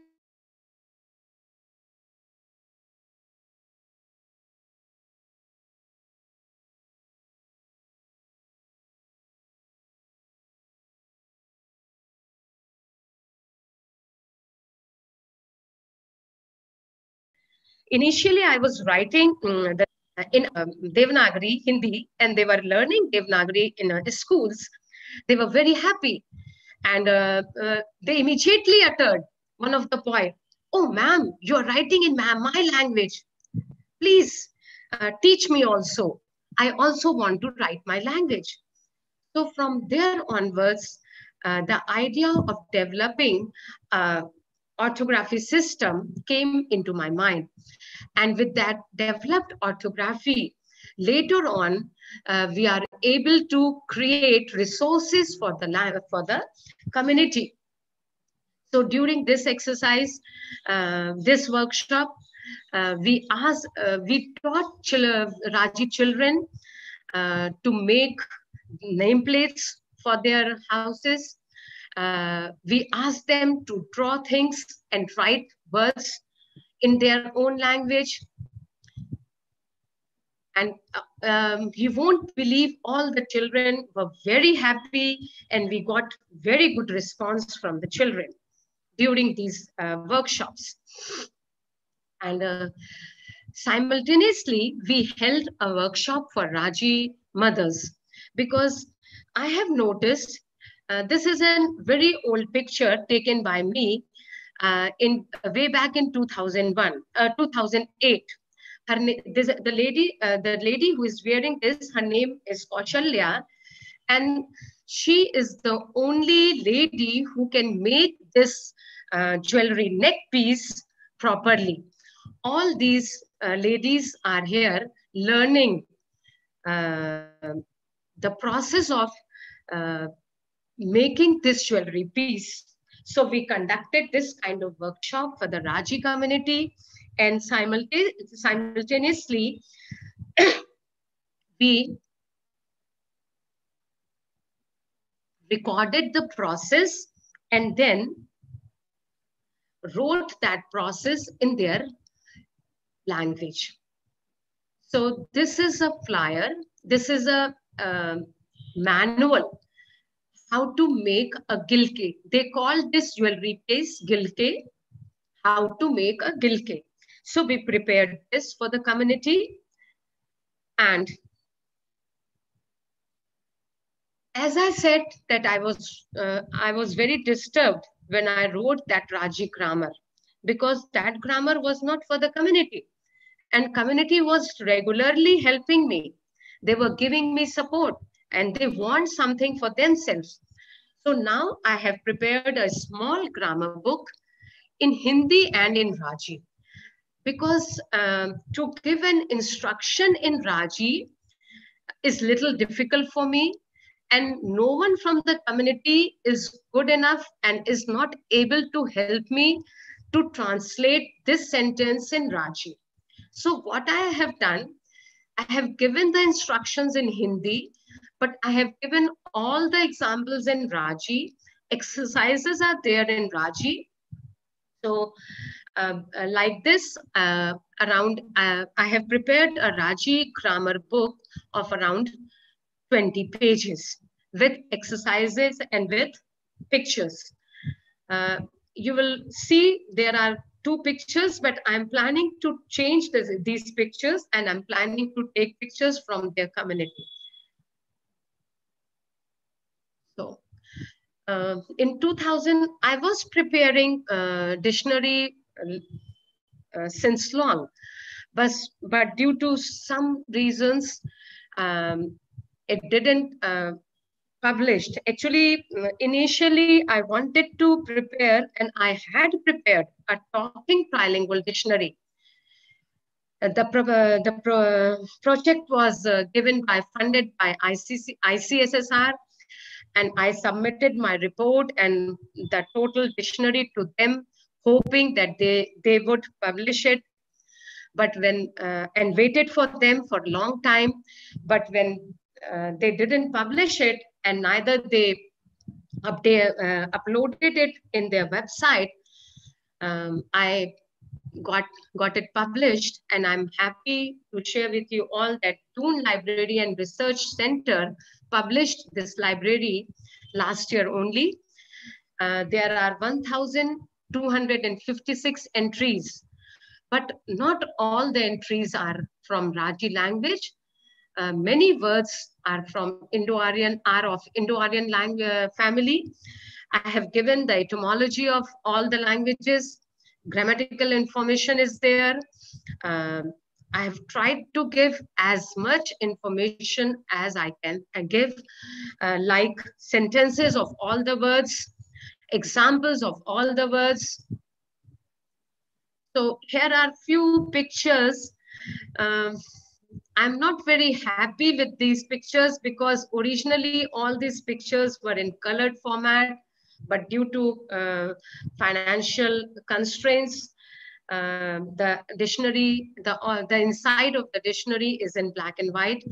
So I will definitely print.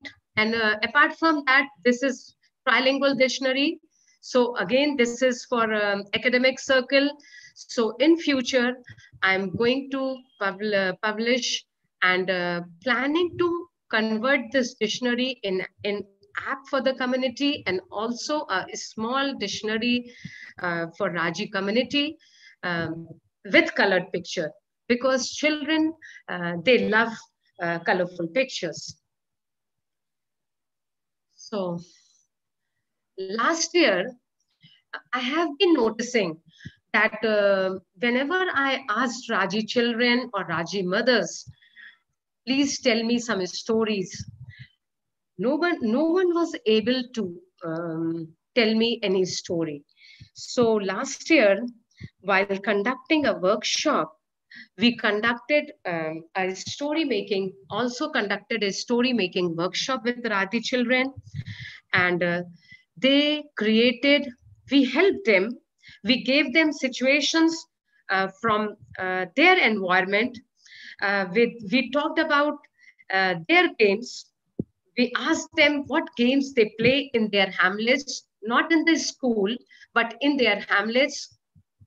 So while talking in 2 or 3 days for around, we gave the sessions were for 3 or 4 hours.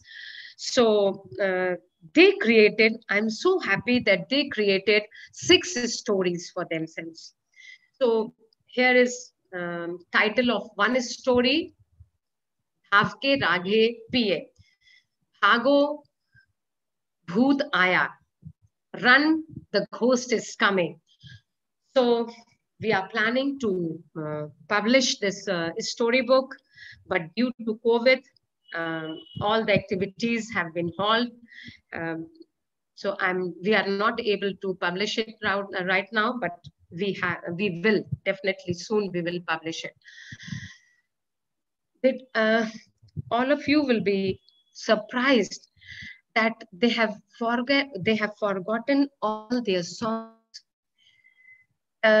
Initially, I used to wonder how come they are not able to utter a single line of any song.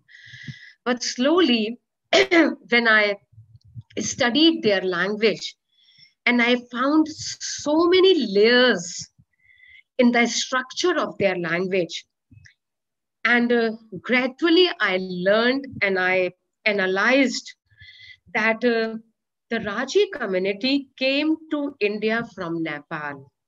This is my recent research. And they migrated in two batches.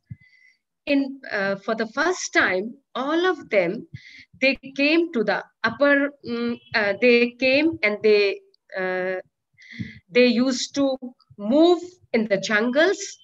Then they settled in certain hamlets.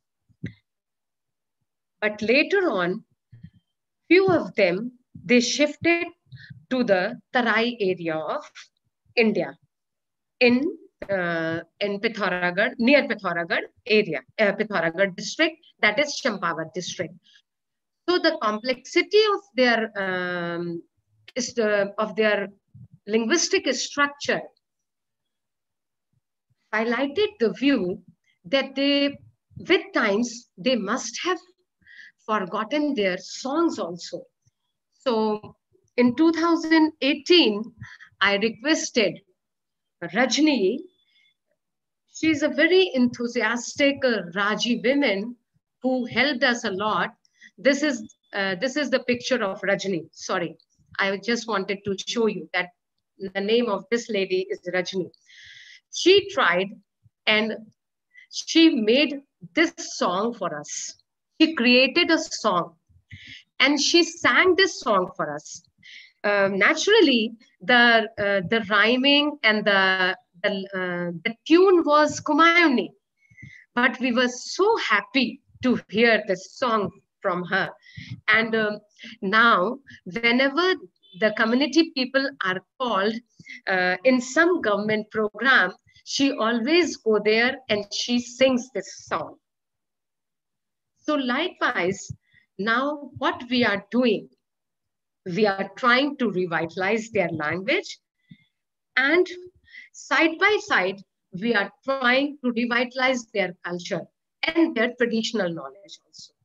So by trying to revitalizing and supporting and preserving their traditional knowledge, we think, I'm using a word now, we, because this is the team, Madhuri, Vishnu, Ajit and Sapna, and Ajay and Satyendra. All of us, we think that by doing all these activities for in hope in future, because presently what is happening, all of us are going there, we are trying to motivate the community. They always willingly took part in the activities. They are very happy when we are there. The children are very happy. They always, the children always ask us, no, don't leave, Didi, don't go, please live here, stay with us. But we have our constraints. We can't stay there more than 15 or 20 days. But the initiative is ours. We are waiting for the community, and we are waiting for the time when the community starts taking initiative. And I think, and now we are planning to build a community center. This is the step which was there in my first Raji revitalization program, but I couldn't complete or fulfill that step. But I hope in future we will be able to establish a community center where we would like to train community people, and community people will come forward and they will take initiative themselves, and we will just support them, and we will just help them, and we will give them ideas how to preserve their language, how to preserve their culture, and how they can use their language in different activities. So these are our goals for future. So with these words, I will end my presentation. And thank you. Yeah. Thank you, ma'am, for enlightening us with the Rajization. Shall I make host to someone so that I'll read out, yes. Monali? Yes, ma'am. Yes, ma'am. You can make it. Yes, ma'am. You can make Kritika the host. Okay. Let me do that. Yeah.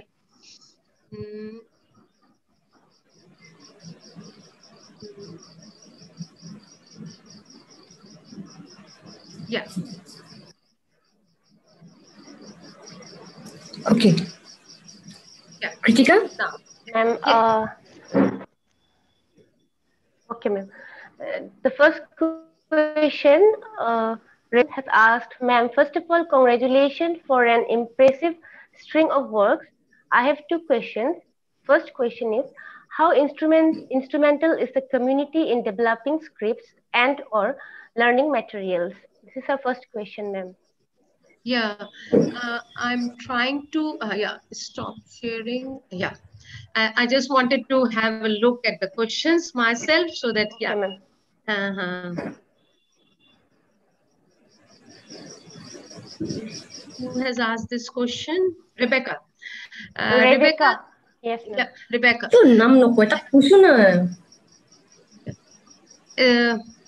Am I audible? Yeah. Yes, Rebecca, it took me 2 years. So I gradually started the work. My basic premise was, actually at that time, I was working on my Raji grammar also. So on the basis of one phoneme, one grapheme, I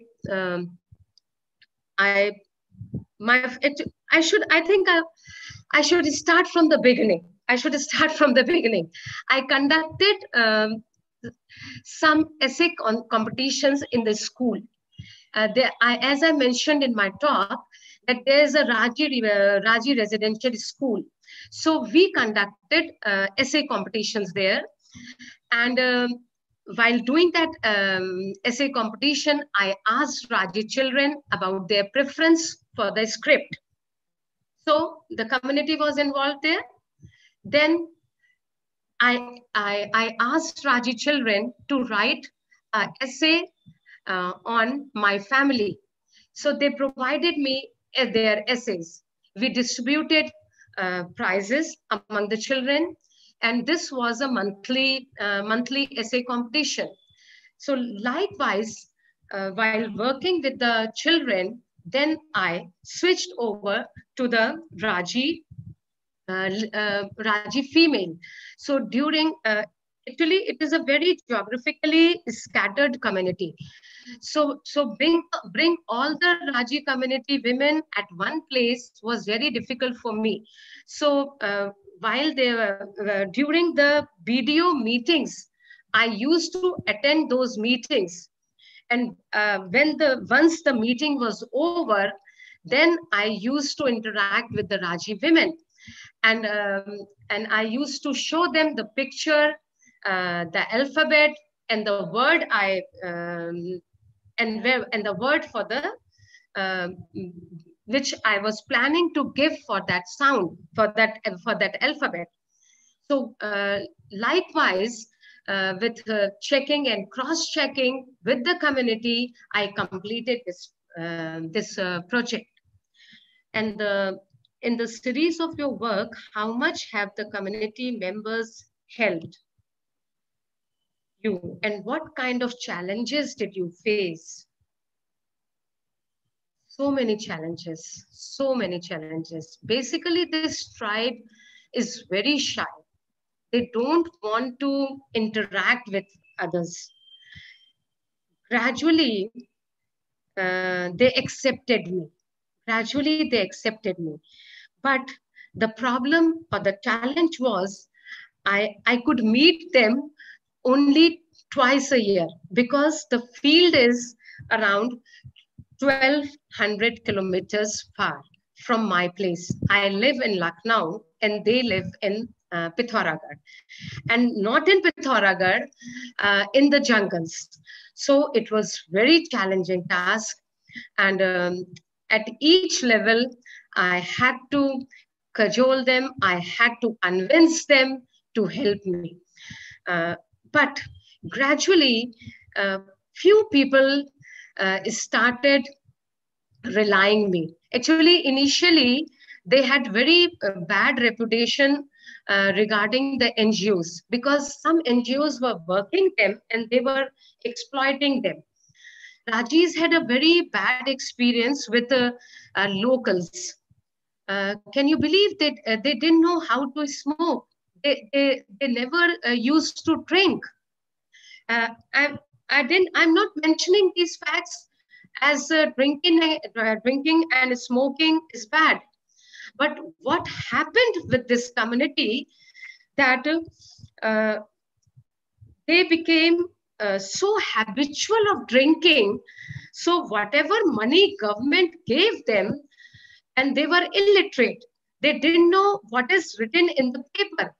So all the local people exploited them due to this drinking habit.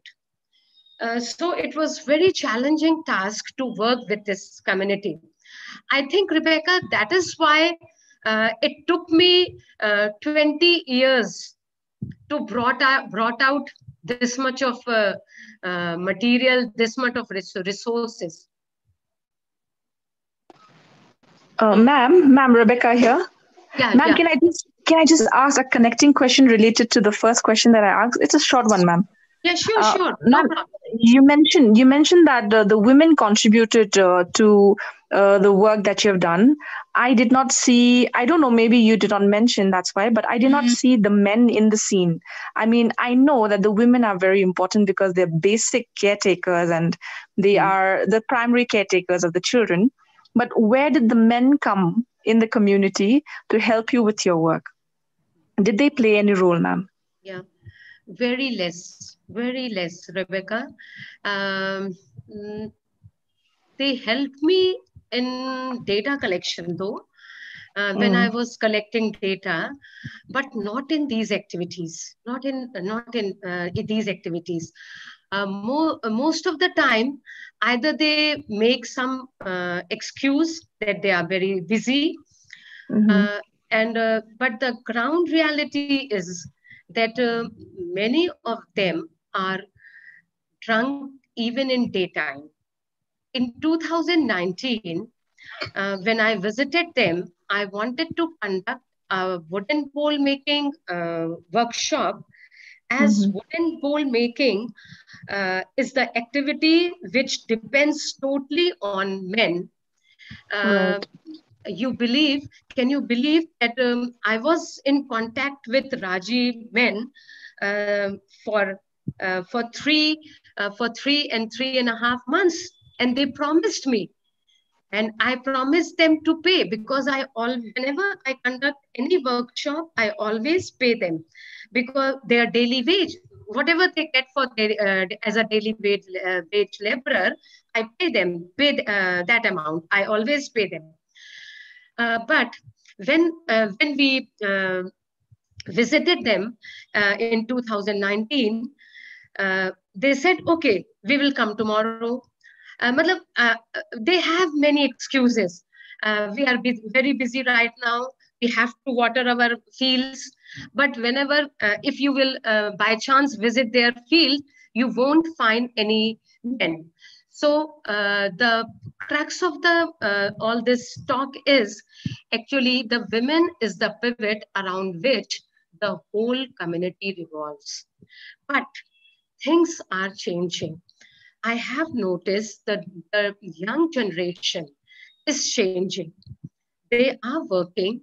The Raji boys, they try to help. They are helping us, but not as much as Raji girls, as they take part. They are not that helpful. Yes. Couldn't agree more with you, ma'am. Thank you so much for your answer. Yeah. So the next question is from Chiranjeevi. It's Chiranjeevi. Thank you, Ritika. Shall I read it, or Kritika, you want to read it? Okay, ma'am. Fine, ma'am. You can read it, ma'am. How do we revitalize the language of those communities that are hostile to any sort of interactions? Say the communities of Andaman and Nicobar. Chiranjeev, Professor Abhi has worked with them, and I have many discussions with her. And actually, in my opinion, what happens? We want quick results, and revitalization is not an activity which gives you quick result. So patience is the key for revitalization. My team is visiting the area for 3-4 years. As you have noticed, they have started visiting from 2017. I would just like to share an experience with you. In 2019, when we visited, we were roaming in the market, and my prime informant, with whom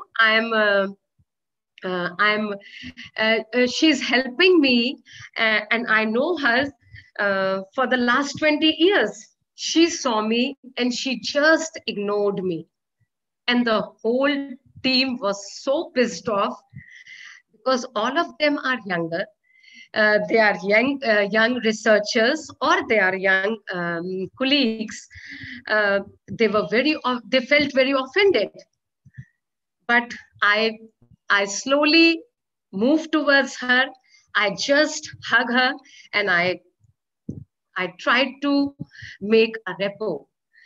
You see, I have given this the title of my presentation. Visualize. I just forgot the title. Kritika, can you read? Can you help me by reading my title? Yes, ma'am. Yeah. Language revitalization, preventing the world differently. Yeah, perceiving the word differently, visualizing the word differently. What I would like to add here is, Chiranjeev, you have to perceive the word differently. Don't go in the community with some preconceived notions. These are preconceived notions that Andaman Nicobar tribes or tribes living there are hostile. Give them time. Try to visualize, try to perceive their environment, their community, their traditions with their point of view, not from your point of view. That is the problem. That is the problem. Yeah, this is the thing what we do usually. We try to work, and we try to find results very quickly, and yeah, that all I can say. I don't know whether he agrees with me or not, but that is my opinion. How can we document and achieve art and craft to preserve our language as community members? Yeah, that's very interesting question. And I think I can give some input. First, try to pinpoint what is your traditional art. What is the traditional art of your community? Ask your elders. If you are not able to help, or if you are not able to make those things, try to convince your elders to do those things for you. Make a video of the whole process. then ask someone to describe the process. Then as a linguist, if you are a linguist, try to document it. So you have a video, it is a kind of documentation. Try to record the process. It is also a kind of documentation, because you will have audio video collection of that process. And for the academic circle, if you want to, you can transcribe it and you can upload it on the YouTube, either on YouTube or any website, and you are most welcome to send it to us. We will be more than happy to publish it on the CEL website or upload it on the CEL website. Are you satisfied with my answer, Ringsong? Or you want to? Yes, ma'am. Oh, thank you. So, Madhav.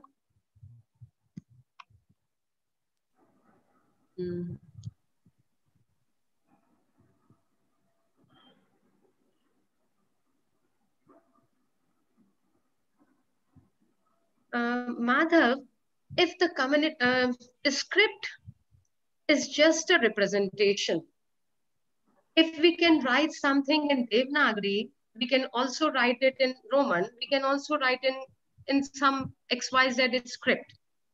Except, as a linguist, if we are writing that language in IPM, because every script has some drawbacks. Each script cannot represent each and every feature of each language. I hope you are getting my point. So, if the community is comfortable with Devanagari and you want to you want to address language revitalization. If the community is comfortable with Devanagari, then who is stopping? Who is stopping you to use Devanagari for the revitalization work? I presume that here with using the term language revitalization, you want to you mean that you want to create language resources for Bodo. You want to create linguistic resources for the community, like textbooks or some other resources. If the community is comfortable with Devanagari and community wants to use Devanagari, you definitely can develop resource material with the help of Devanagari. It could happen that all, but if all of them are using Devanagari and they are comfortable, they can, yes, definitely you can. Or is there any other script? Actually, Madhav, I'm not in favor of using or giving new script all the time. Consult the community. If everyone is comfortable with Devanagari, go with it. Because using a new script will create another problems. So you will have to start from the scratch. What one can do with the help of the community, you can standardize the spellings of the words. You can standardize, because most of the indigenous community feel this kind of problems. And I'm also going through this process, because when I give one word to one Raji student, he writes the same word with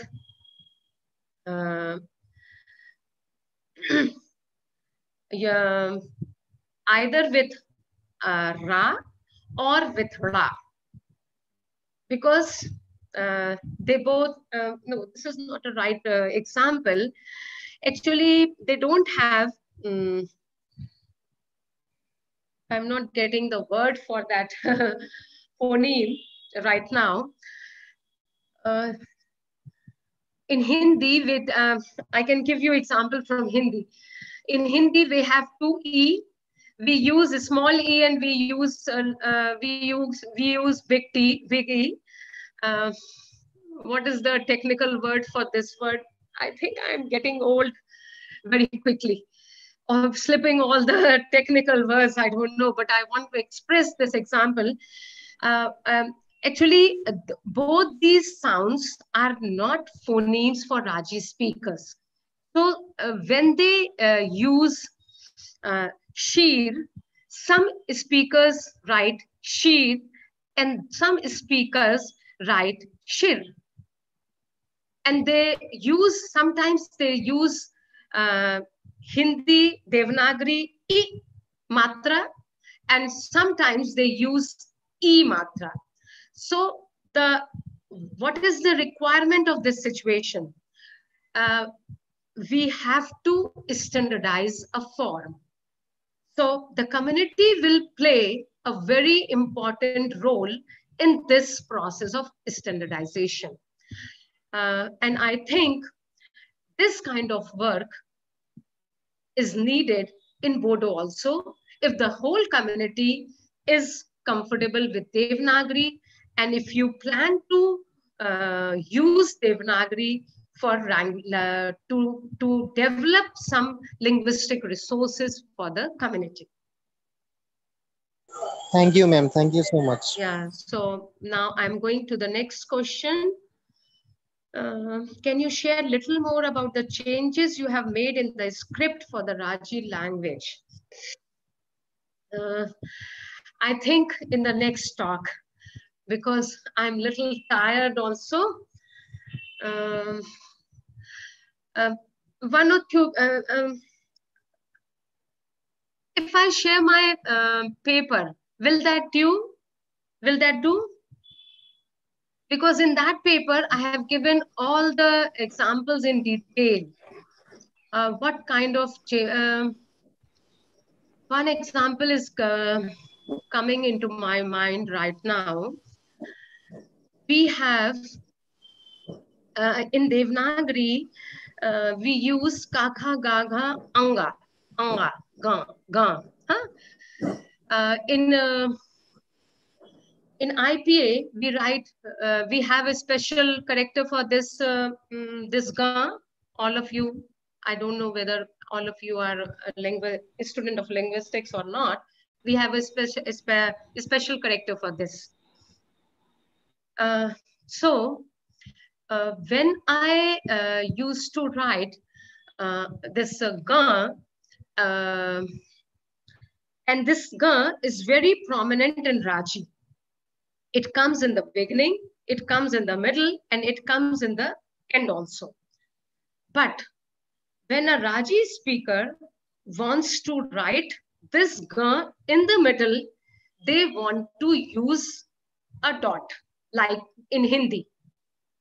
If any of you are aware of written Hindi, in olden days, we used to write dinank. When this ga used to come in the middle, we used to write ga as a character, which is add a symbol which use in Devanagari, which we use in Devanagari at the end. Kakha, gaga, anga. So dinank is da mein choti e ki matra, then na and ga, anga and ka. But now, right, presently, we just use, we just put a nasal dot. Huh? When we write dinank, dinank means date, or when we use Sanjay, we just put a dot on top of sa or ja, middle of the sa and ja. But in earlier times, the spelling was different. Raji people followed both the tradition. When the ga sound comes in beginning, they want to write it. When the ga sound come in the end, they want to write it. But the same sound come in the middle, they want to put a dot. So you have to take care the opinion of the community. So these kind of things. So this is different from Devanagari. Devanagari had one feature in its olden form. Devanagari has different feature in its present form. But they want to have both the forms in their script. Similarly, for half, as we sometimes in Devanagari, we write half symbols, like in Nimna. Likewise, in Raji also, sometimes they pronounce a consonant without a vowel, but they don't want to write in half the character. They prefer putting a visarg. This is another old Devanagari symbol, borrowed from Sanskrit, used in Hindi for writing some words.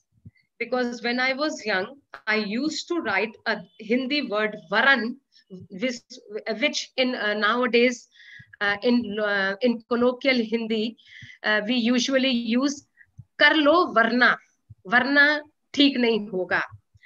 This varna is originally varan, and now while writing varan word, we used to put halant, which is a Sanskrit phenomena.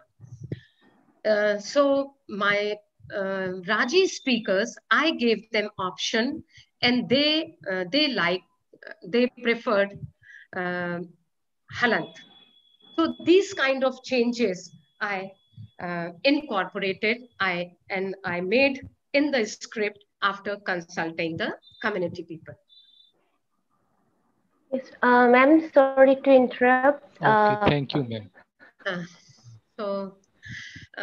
We will not take any more questions. We will not take any more questions due to time constraint.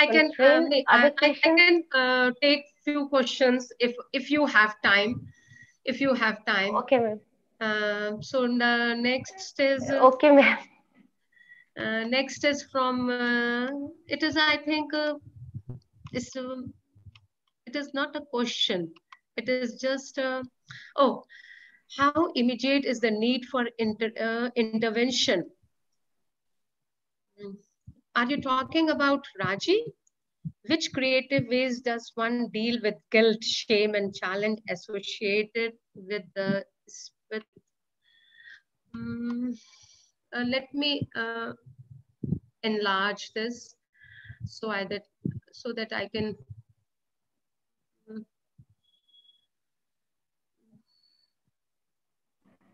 Can you read it for me, Kritika? Yes, ma'am. Yes, ma'am. Yeah. Madam, it's from Dejna Daulagufu. Madam, I believe it is important to empower and invite participation of the community equally, and I applaud the reflexive attitude of your efforts, but there are fully established systems existing that disempower indigenous identities in the process of educating, such as in factory schools. How immediate is the need for intervention? Also, in which creative ways does one deal with the guilt, shame, and challenge associated with speaking one's tongue in the context of a transforming society heading towards the urban pole of the continuum? Too many things in the garb of one. So first and foremost, I think you are talking about attitude of the speaker. Attitude of the speaker is not a thing which you or I can change in one day. It takes a lot of time. So constant motivation, constant encouragement is needed. And if one is talking about oneself, you have to time and again give yourself positive stroke that using my mother tongue, I should or I must use my mother tongue. Try to find out context in which you can use your mother tongue. I'm not saying that come and use your mother tongue in this platform, but if need arises, don't feel shy. If there is a place where you can talk in your language, you can talk in your language or about your language or about your community, do as much as you can.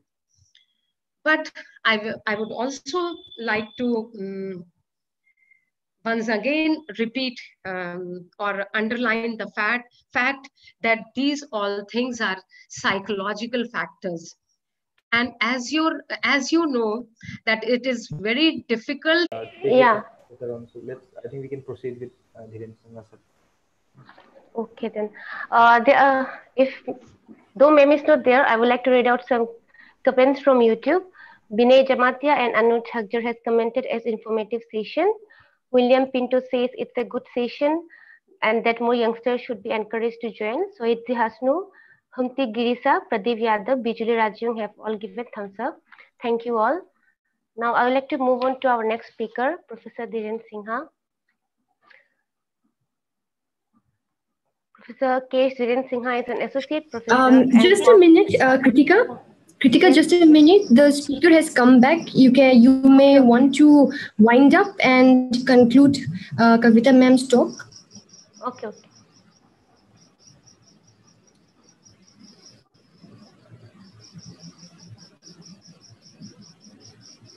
You may conclude her talk. And okay. Thank you, ma'am Rastogi. Ma'am, can you hear me? Am I audible to you?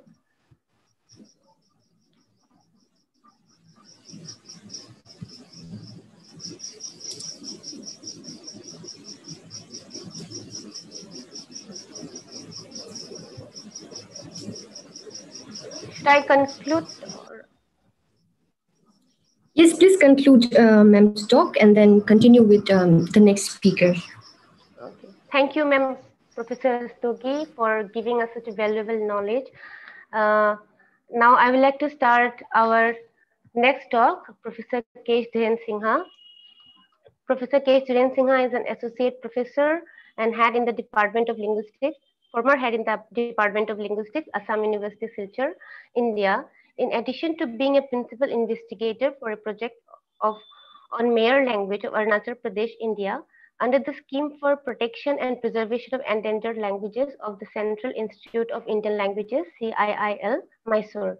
He is also the editor of Indian Language Review. He is the author of 3 books, An Introduction to Dimasa Phonology, Annigrau, My Language Used as a Text for Dimasa Primary Education, and Dimasa Wordbook, a Classified Vocabulary. His research interests include phonology, morphosyntax, language typology, and Tibeto-Burman languages. He is also my teacher in my master's and my supervisor for my present paper research on the Rankha language. And today, sir is going to talk about the role of culture in curriculum development in primary education, a case study on Dimasa. Sir, can kindly proceed with your talk.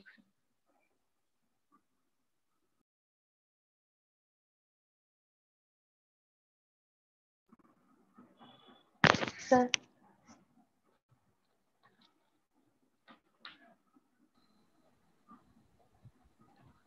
So thank you, Kritika. Am I audible, Kritika? Yes, sir.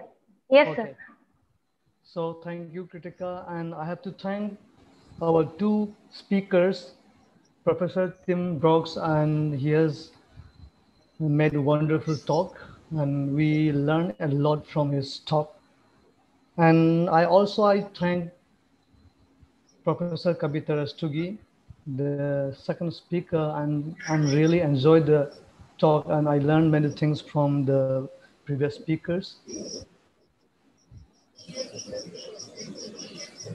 So just okay, I'm sharing my slide. So today, just a minute, okay.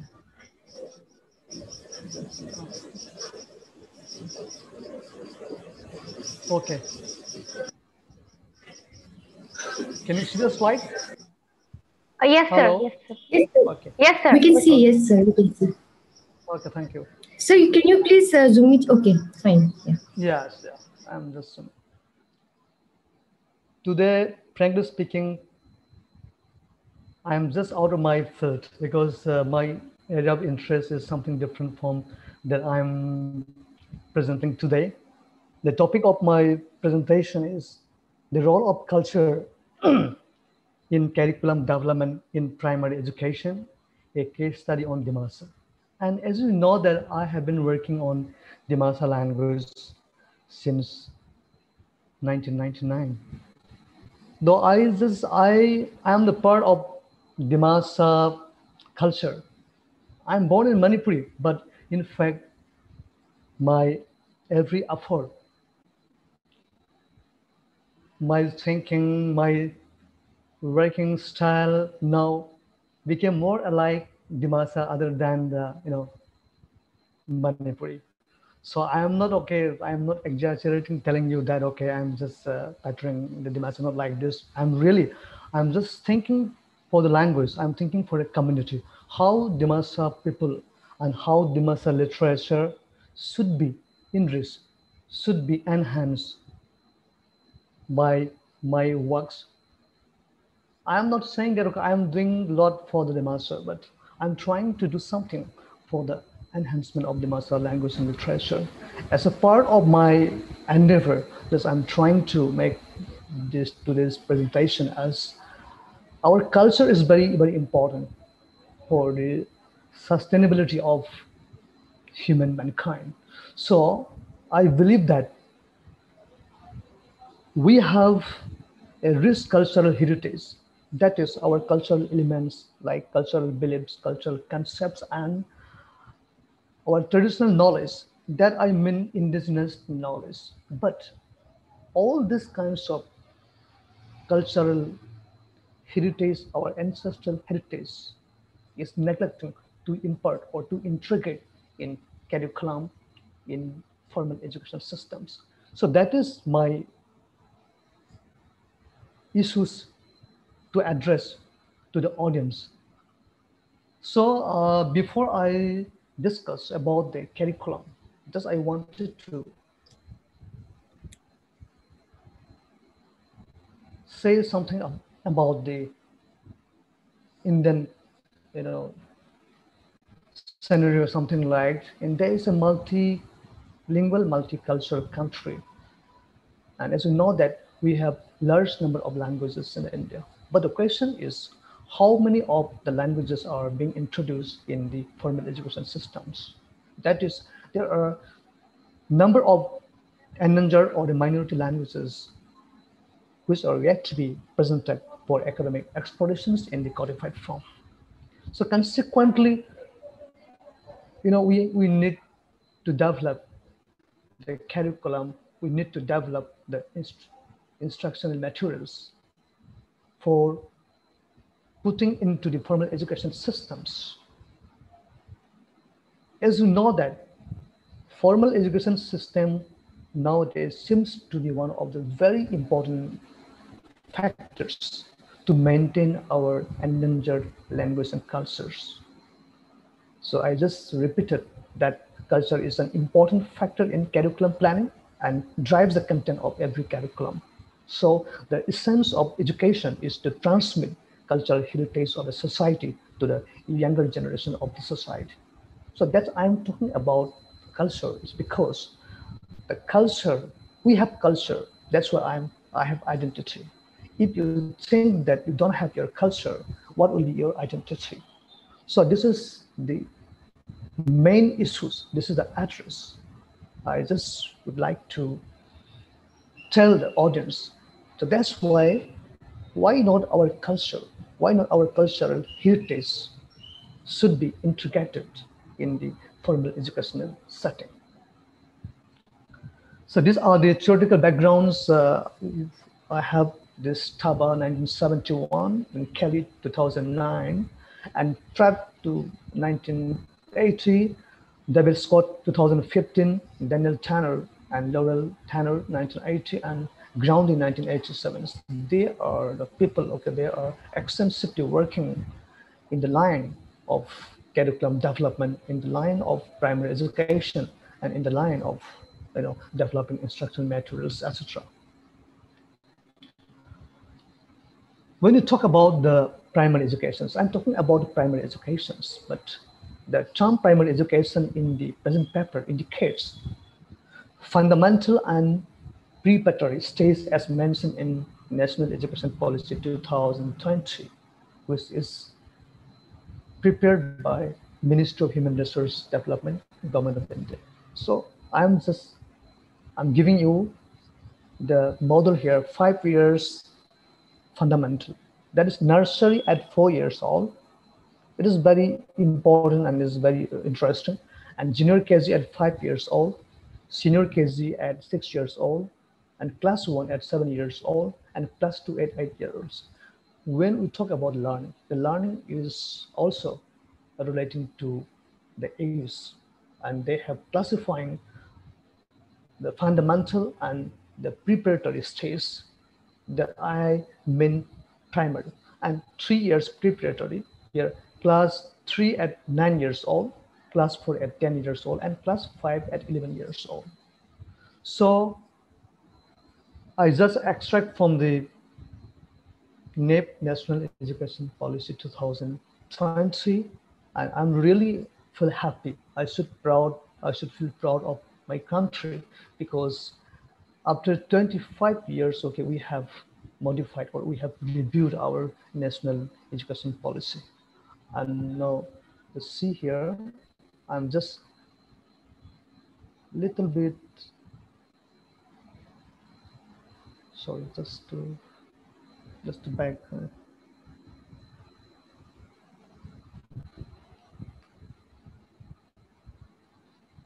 Just a minute. Yeah, so defining a case study on Dimasa.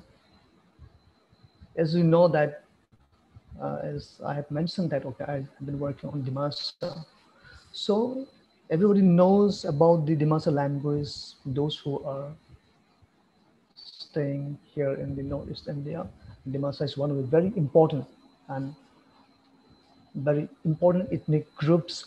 They have their own language, they have their rich culture, they have their social systems. And the word Dimasa, etymologically, I have to mention something about the word Dimasa. D is water, and Ma is mother, and Sa is sun. So that is, the son of big river.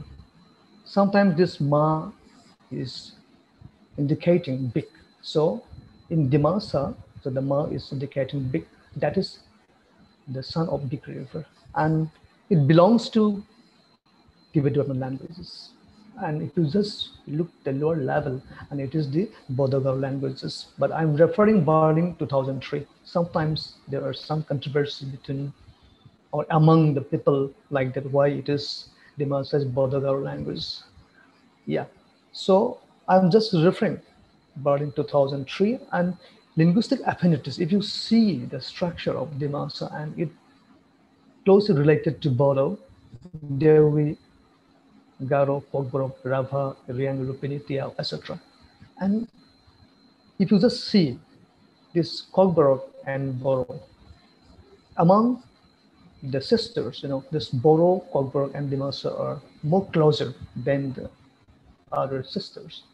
I'm not saying that, okay, they did not closely related, they have, but if you see the structure in terms of phonology, morphology, and syntax, Boro, Dimasa, and Kogborok are more closer than the other group. Anyway, in geographical distribution, they're mainly spoken in Dima Hasao, Kasur, Karbi Anglong, and Hailakandi districts of South Assam and Dimapur subdivision of Nagaland. We talk about the population.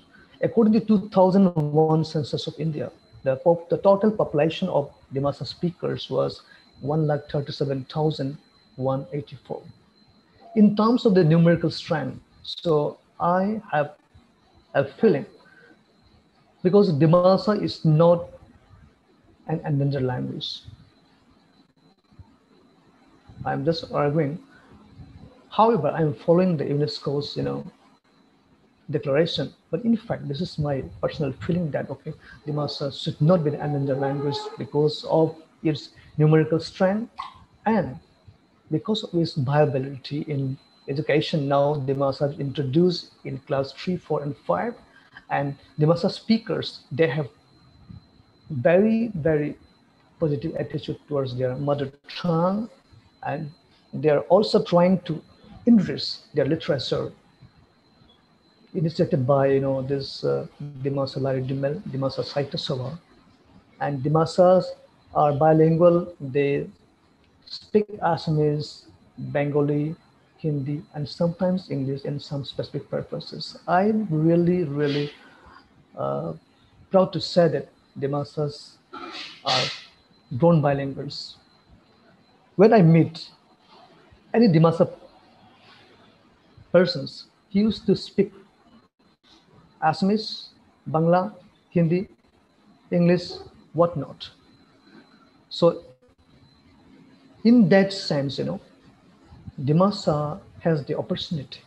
Dimasa has the opportunity to get job anywhere in the Northeast India because of their language issues. Because some tribal people, they don't know the other language other than their mother tongue.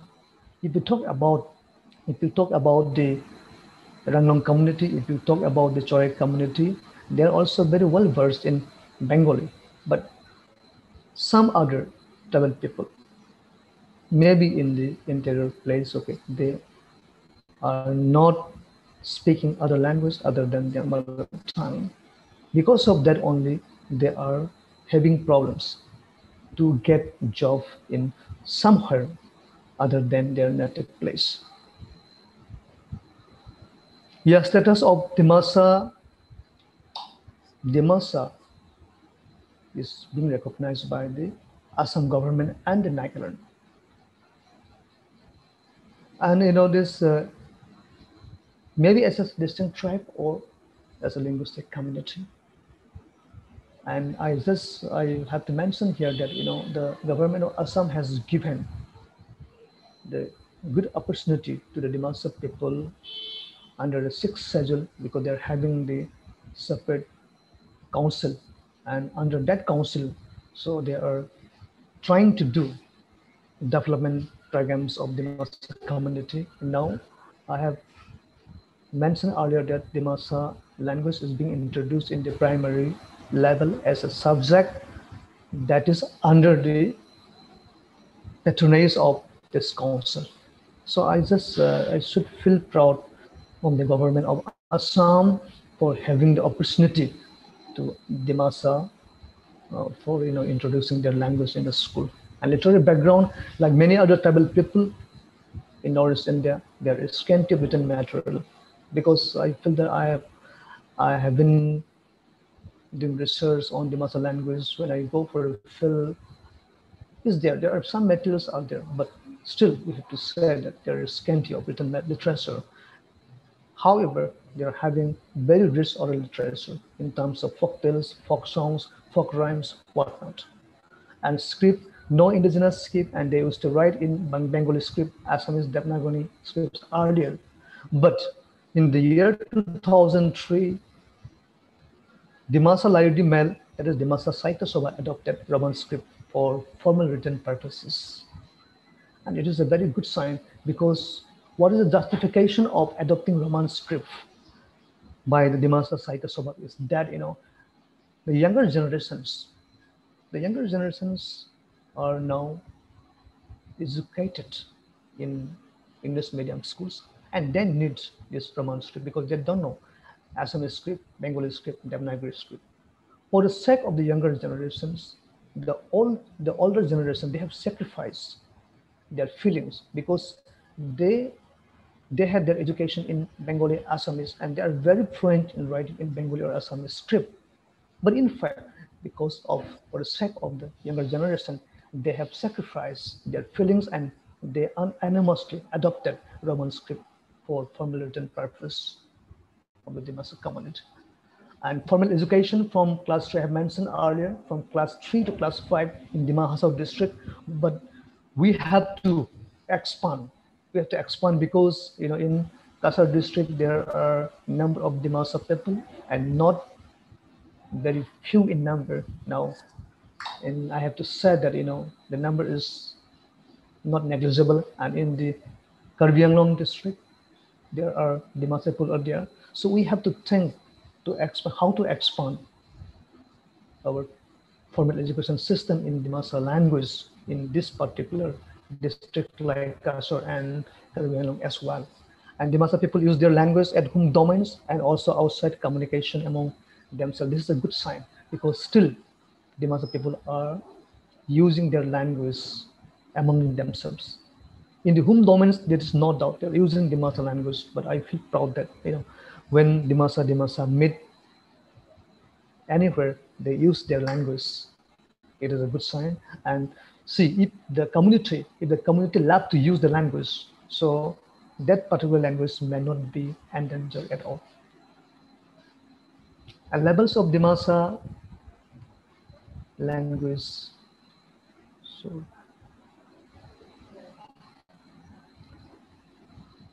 yeah, in order to determine the level of language endangerment, the document entitled Language Vitality and Endangerment, UNESCO 2003, establishes 6 degrees of endangerment. These are the 6 degrees of endangerment, like safe, vulnerable, definitely endangered, severely endangered, critically endangered, then extinct. But in the case of Dimasa, following UNESCO 2003, Dimasa language, you know, comes under the vulnerable categories because Dimasa speakers are using their language in their home domains. So I'm just mentioning here that the second category, vulnerable, Dimasa falls under the vulnerable category according to UNESCO 2003. So these are the degree of endangerment, like safe, as language is spoken by all generation, intergenerational transmission is interrupted, vulnerable, just you can see in the slide, definitely endangered, severely endangered, critically endangered, and extinct. Yeah, here the curriculum. So this is very important issues, you know, curriculum planning and development. Here, okay, I'm sharing my views here. Local committee. When we plan or when we develop curriculum, we need to form local committee. And what I mean here, the local committee is that, you know, the local scholars, that is Dimasa scholars, then, you know, social activists, then school teachers, then, you know, folk singers, then, you know, the storytellers, and all segments should be, you know, put here in the local committee. One local committee should be there, okay, to design curriculum. And second one is survey of cultural elements and traditional knowledge. We have to survey. So we have to make a pilot survey on cultural elements. What are the cultural elements we have in Dimasa? What are the traditional knowledge we have in Dimasa? But I have a feeling that, you know, there are large number of cultural elements and traditional knowledge which can be used in designing curriculum, school curriculum in primary, not only in primary level, in the secondary level. And number third point is consultation of expert, consultation with expert. This may be non-Dimasa, because this may be non-Dimasa, he or she have expertise in the particular field. That is for developing curriculum, for planning curriculum, we have to consult those experts. And number third one is, first we have to prepare first the curriculum. We have to prepare the first draft of curriculum. Then we have to seek feedback from the public, because when we are doing something but we never expose to the public, we never consult the public. But nowadays, this is the 21st century, so we have to consult the public and we have to make them awareness what we are doing. That's why we need feedback from the public. And the last one is review and final assessment. After getting feedback, we can review the curriculum and we'll go for the final evaluation and final assessment. And culture as component in school curriculum. I have to say that the tendency of neglecting cultural concepts and traditional or indigenous knowledge in contemporary school curriculum. That is, you see, most of the time, our cultural heritage, our traditional knowledge is always neglected in integrating or in designing contemporary school curriculum. So our children, they don't know what is happening. They don't know what is their cultural heritage. So if once it is integrated in the school curriculum, our children will learn through the formal education systems, and they have to learn and they have to know, and this will make the protection and preservation of our cultural heritage and traditional knowledge. But unfortunately, these things did not happen alone.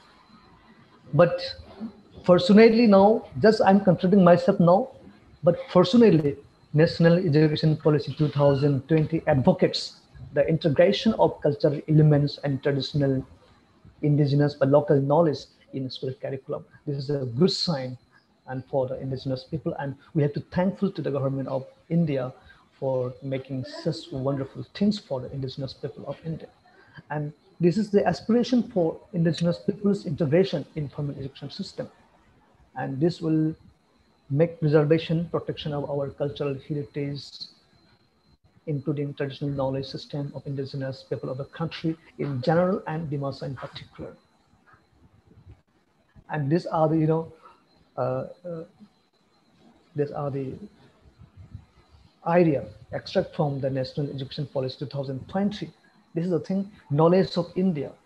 And I can read, if you allow the audience, okay, I'll read the whole thing because I enjoy, I love to read. I love to read the passage here. Knowledge of India will include knowledge from ancient India and contributions to modern India and its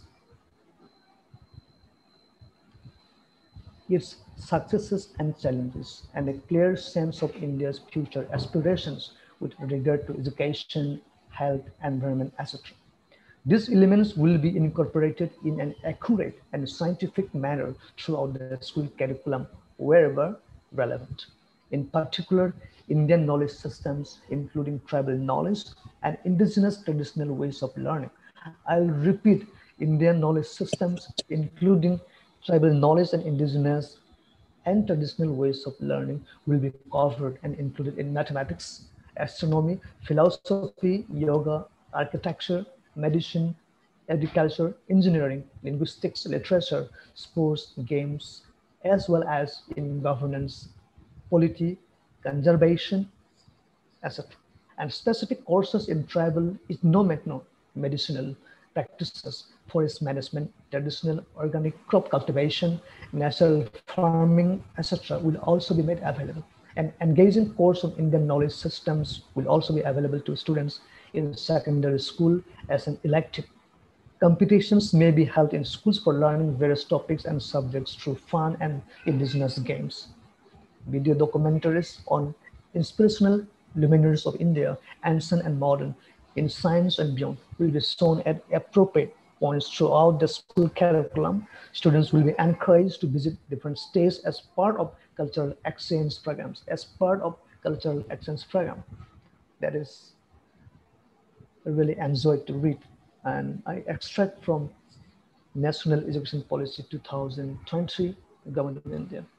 And the National Education Policy 2020 further mentioned that all curriculum and pedagogy from the foundational stage onwards will be redesigned to be strongly rooted in the Indian and local context and ethos in terms of culture, tradition, heritage, custom, language, philosophy, geography, ancient and contemporary knowledge, societal and scientific needs, indigenous and traditional ways of learning, etc., in order to ensure that education is maximally relatable, relevant, interesting, and effective for our students.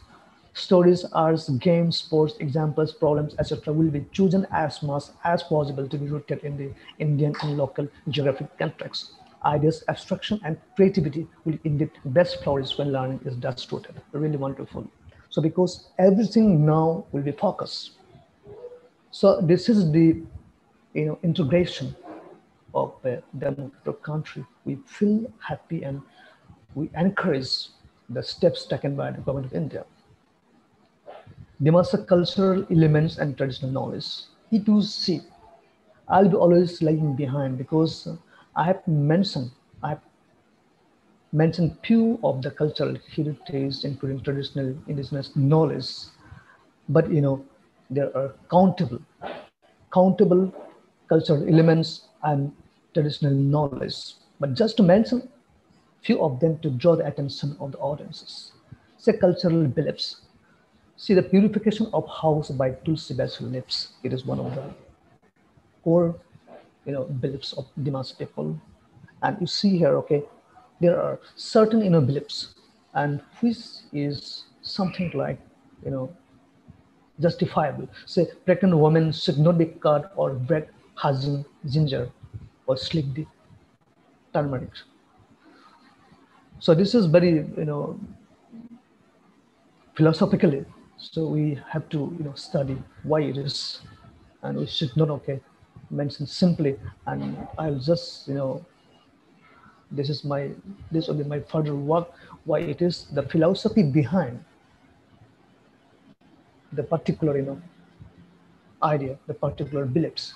And here Jingring Fang, a kind of big tree, Heidi Fang, a kind of tree, Yao Glau Fang, a kind of big tree, are not allowed to keep in the home compound because you see there are justification because carnivorous birds like vulture, eagle may gather on them because they used to eat flesh of the animals, etc. Right? So because of that only our forefathers, they have justification, and now we have developed. The modern people are very developed, but all these philosophies come from their works, their beliefs, their findings. But we are depending on them. We cannot ignore their roles. We cannot ignore their understanding. We cannot ignore their traditional knowledge. So these are the issues. We can integrate such our cultural heritage, such our cultural say properties, such our traditional knowledge in the formal education system.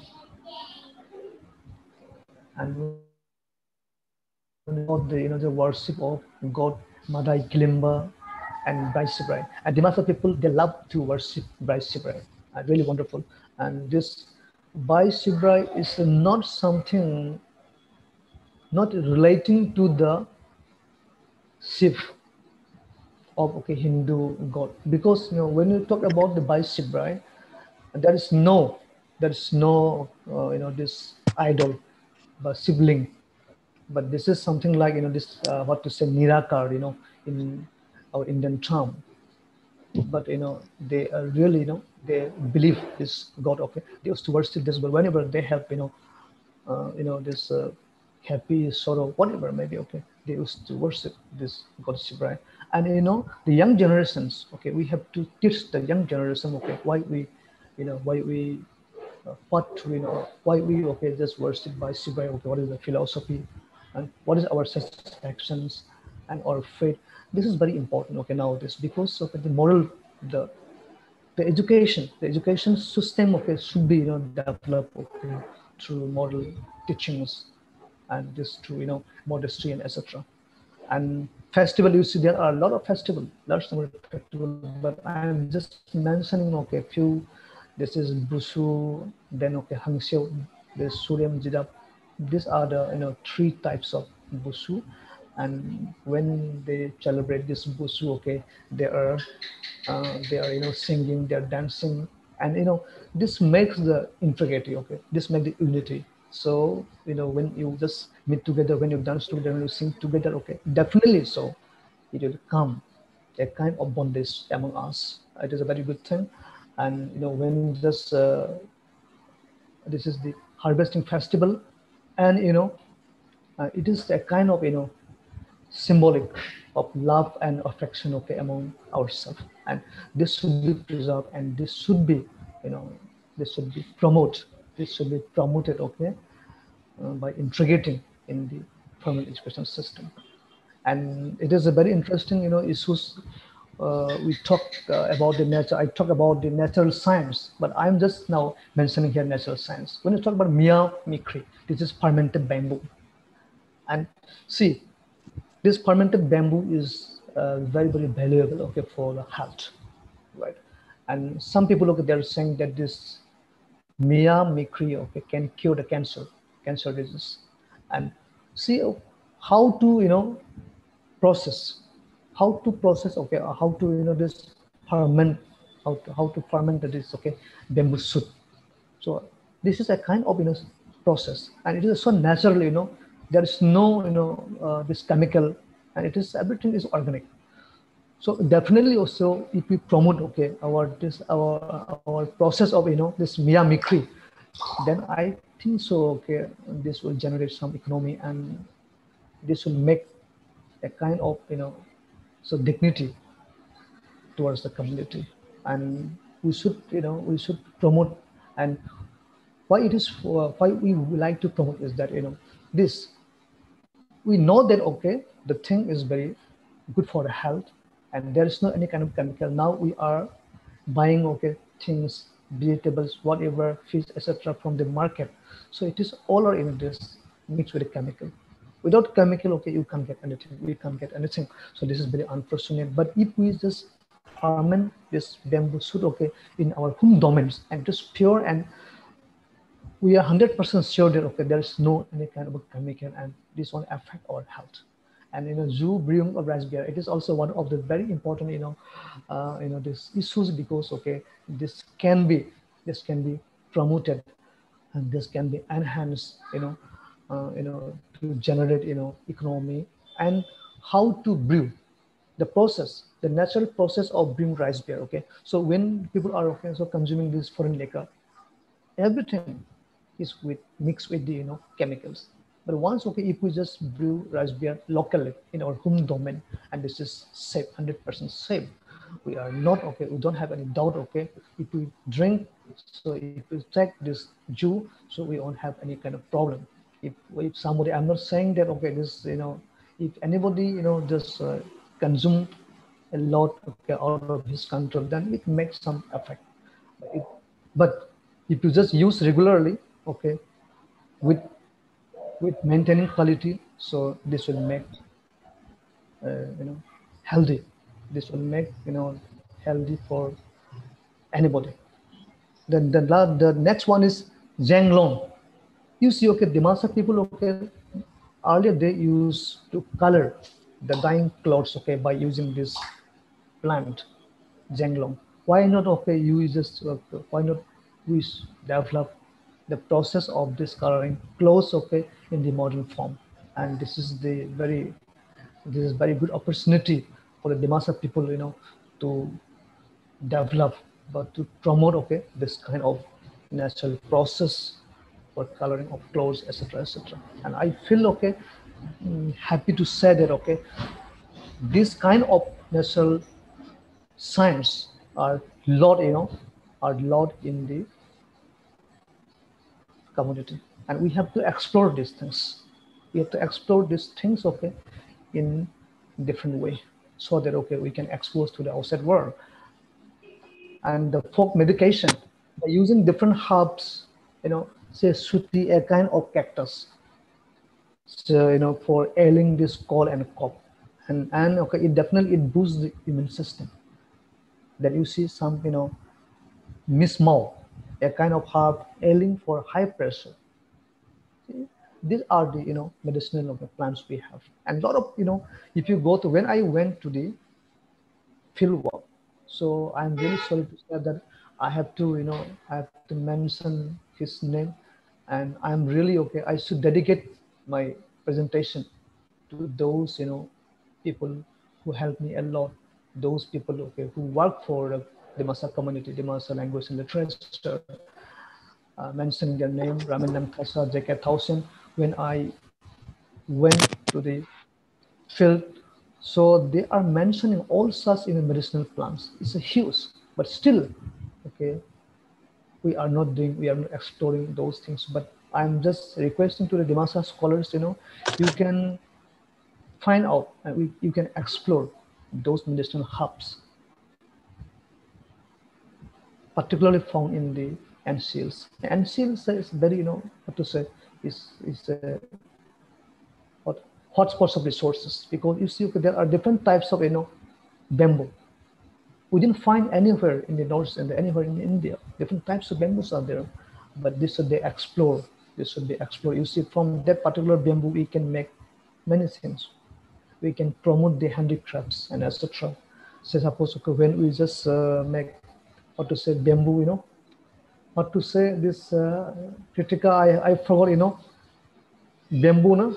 We can we can make, we can make this bamboo, cutting bamboo, and then we can use to drink liquor, we can use to drink this water, etc., etc. The bamboo can be used in different Yes, I forgot the name. Yeah, you forgot. You see, okay, this should be preserved, because now you are forgetting, then the coming generations will be forgetting all those things. So that's why, okay, I'm just addressing, okay, these issues to the Dimasa scholars and young people of Dimasa community to think in this particular line, to explore something, Yes, okay, what is there inside. That's all. I'm just really concerned, okay, in this particular issues. And farming, we have Fadain Dangba, shifting cultivation. Yes, sir, it's called Ponto, sir, Ponto. Oh, Ponto, no? Oh, yes, Ponto, yes. Ponto, yes, Yes. Ponto, yeah. Yes. Thank you very much. Thank you, yeah. So you see in farming, Padain Dangba, shifting cultivation, Hadi Dangba, wet cultivation, both, you see. In a place, we can make use of both the system of cultivation, like Fadain Dangba and the Hadi Dangba. Understand? So we have to promote these things. Why should not, okay, we be rich, if you just work in this particular cultivation systems, will be very rich. And see, when I went to the field, so what I have seen in that time is this cow dung, rotten leaves, vegetable grass, etc. Okay, so they are they're preparing this manure. So after seeing, okay, I'm really impressed. You see, okay, this is purely organic. What they have produced is vegetables, okay. They're using the pure organic manure, not the this manure, okay, bought from the market. So it is very, very important issues nowadays for the health, and for our longevity. So we have to use this organic manure, okay, in the kitchen garden, etc., etc. Then flora, fauna, names of plants, including trees, bamboos, animals, birds, fish, flowers, fruits, etc. I think so. There are some Dimasa scholars, okay, in this webinar. They're attended in this webinar. So I can ask that how many of you know the name of birds? There are a lot of birds, but how many of you knows the name of birds? But very few numbers of birds. Similarly, how many bamboo types? There are different types of bamboos in NCLs, okay? How many of you know the all types of bamboos in the Dimasa language? I don't know. See, we have different types of baskets. how many of you know what are the functions, what are the functions, and what are the uses of that particular baskets? I don't know. So these are the important issues, but we have to explore all these things. We have to document it, right? And how to document it? So we can document individually, but we are not satisfied, and that is temporary. But once if we document, once if we integrate such things in the formal education system, then our thing will be safe. Then our children, they will learn and they will enjoy a lot. Okay, in my community, such things are there.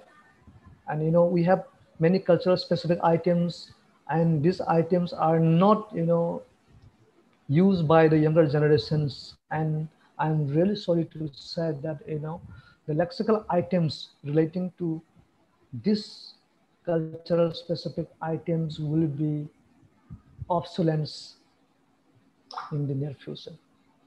Why it is, people do not use these tools weapon, because now hunting is not our practices. Now fishing is not our practices. Nowadays we have discontinued the practices of hunting, fishing, etc. Then our food habits now change.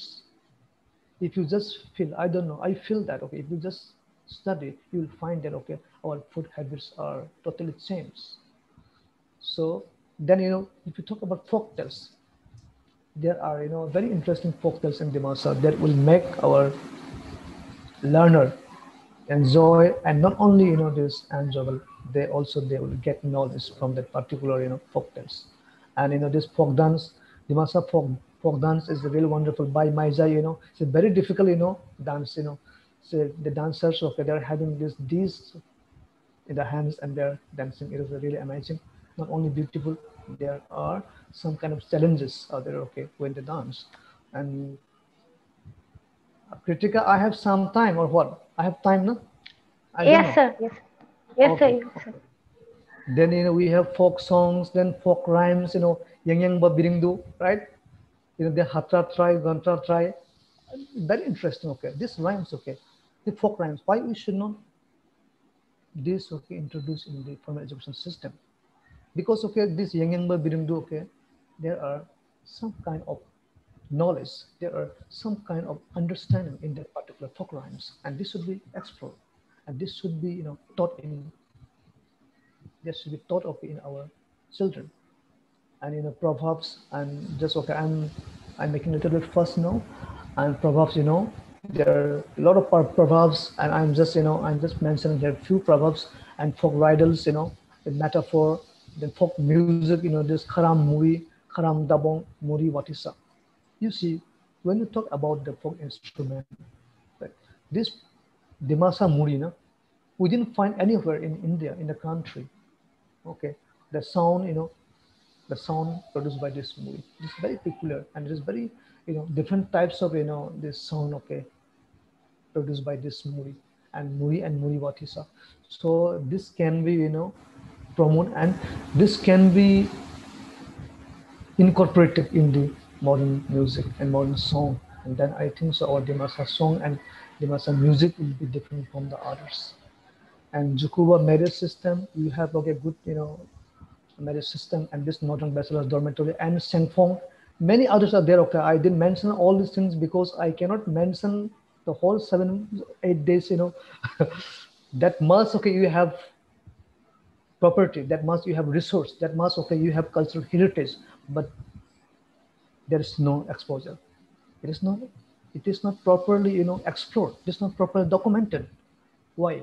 So this is my question, and I think so Dimasa scholars, okay, you will somehow, just think from my talk, and I feel that I do request you people, okay, you think about the line, what I have, mentioned here, I've shared with you, and your serious, or your tireless effort is very important to safeguard, to preserve, to protect, to promote your cultural heritage and traditional knowledge. And if you just preserve, so your identity, this is the question of identity. Just, okay, I have mentioning here that, our cultural practices are our identity. Once, our cultural practices are discontinued, the identity of the same community may be lost in the next century. So this is my conclusion. I'm thankful to the Dimasa Scholars League for giving me the opportunity to share a few things. Okay, so I'll give it to you, and thank you very much. So these are the references. Thank you once more. Thank you, sir, for delivering such a wonderful talk on Dimasa culture, and I'm sure this will help the research scholar a lot. Now it's time for questions. Kritika. Yes, sir. Question, sir. From Lesina Singha. Good evening, sir. Sir, as we know that we have sizable population of Dimasas in both Kachar and Nogong. But at the same time, they have been termed differently like Burman of Kachar and Hojai Kachari, respectively.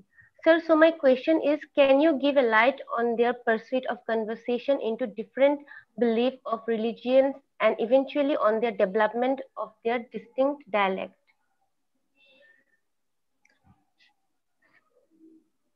Sir, can you hear me, sir?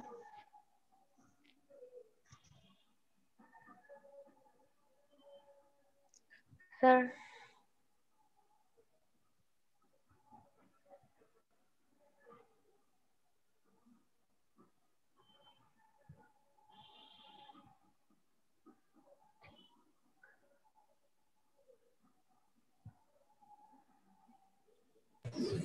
Is Dhiren Singha there online, Kritika? So I don't think he's online. No, he's not online.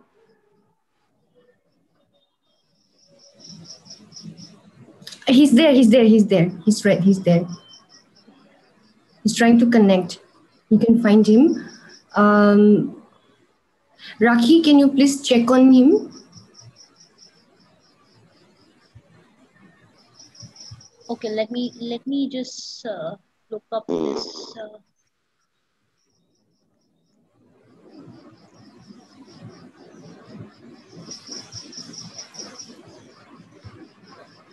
Okay, he is. He's not in the Zoom meeting anymore. No, he's not there.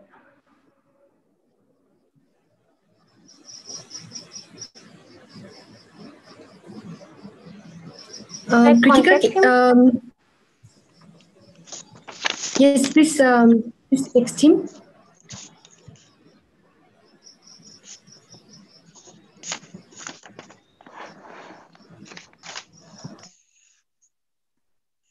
Okay, I've admitted him back again. Okay. Yeah. He's joined again. Yeah. Okay.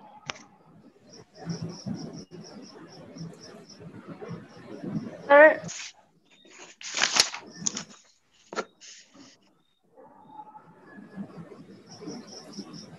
Sir, can you please turn your audio and video on? We are unable to see you and hear you.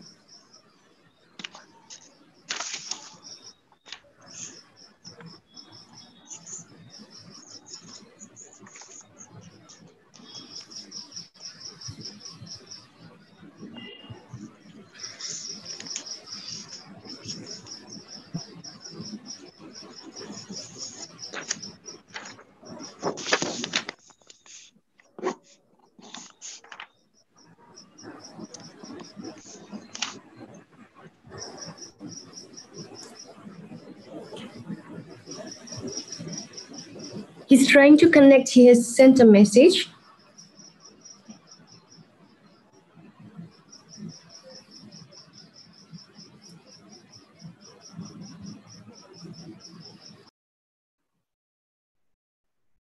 In the meantime, the participants can type in their questions in the chat box.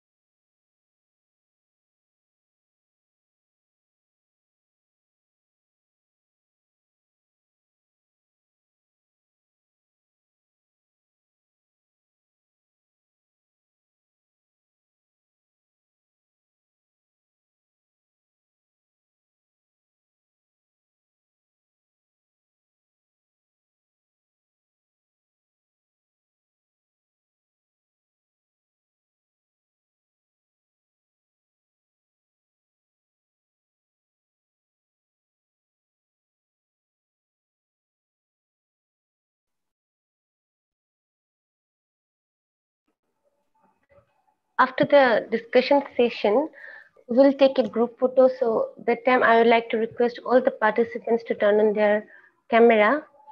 I hope Dhiren sir will join us soon. Please bear with us.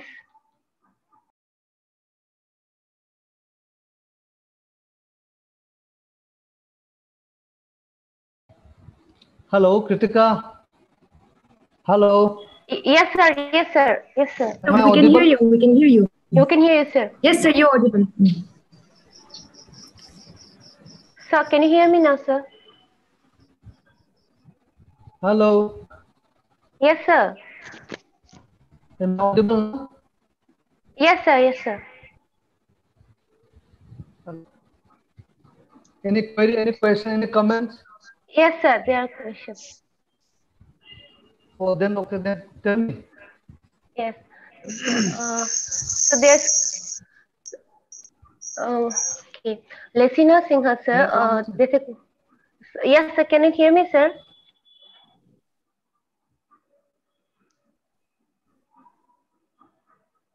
Hello, sir.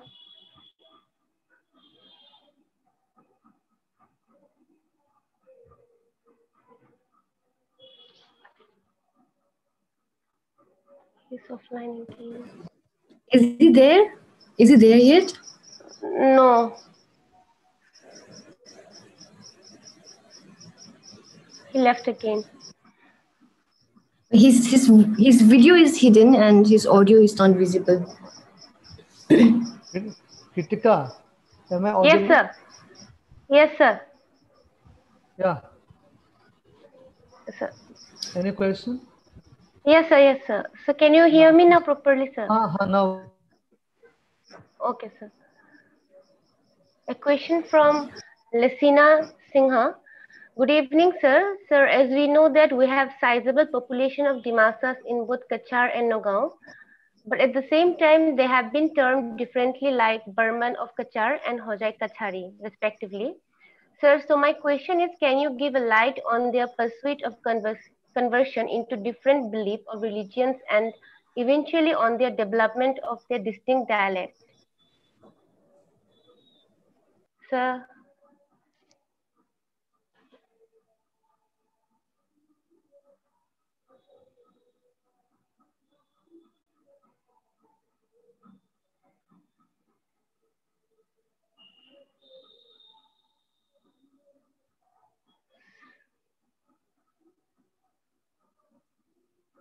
I think sir is having some technical issues.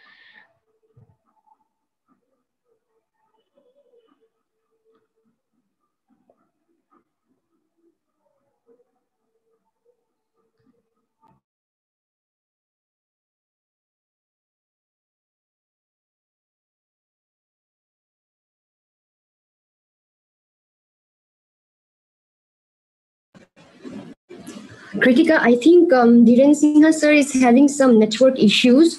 So what we can do is we can forward all the questions to him by mail, and we can note all the questions that have been sent by Dhiren the sir is calling me right now.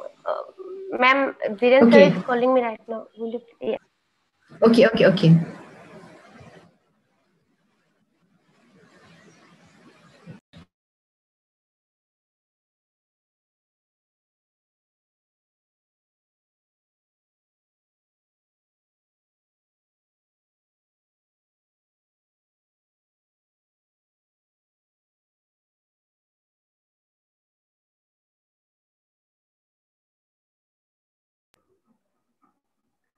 Yeah, Monali ma'am, Dhiren sir has informed that he is having some network issues, so he won't be able to join this session anymore. So I've told him that we will mail all the questions to him. So he has agreed to it. Right, we can mail all the questions to him, and since the participants' email ID are there with us, so we can forward the replies to them by the time he answers them. So I think we can conclude the talk here, Kritika, and then you can continue with your task of group photo. Yes. So now I like to request all the participants, please turn on your cameras, so we can take a group photo for the purpose of record. All the participants.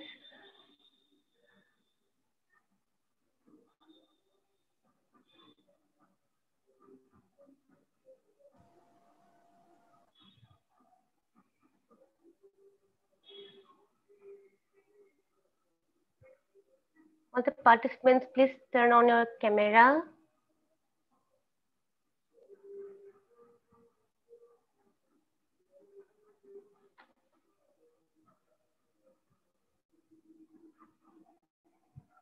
Ma'am, should we take or? Yeah, it's done. I've taken 2. That will do. Okay. Thank you, everyone. So now I'd like to request Mr. Rohit Johari to deliver the vote of thanks. Thank you.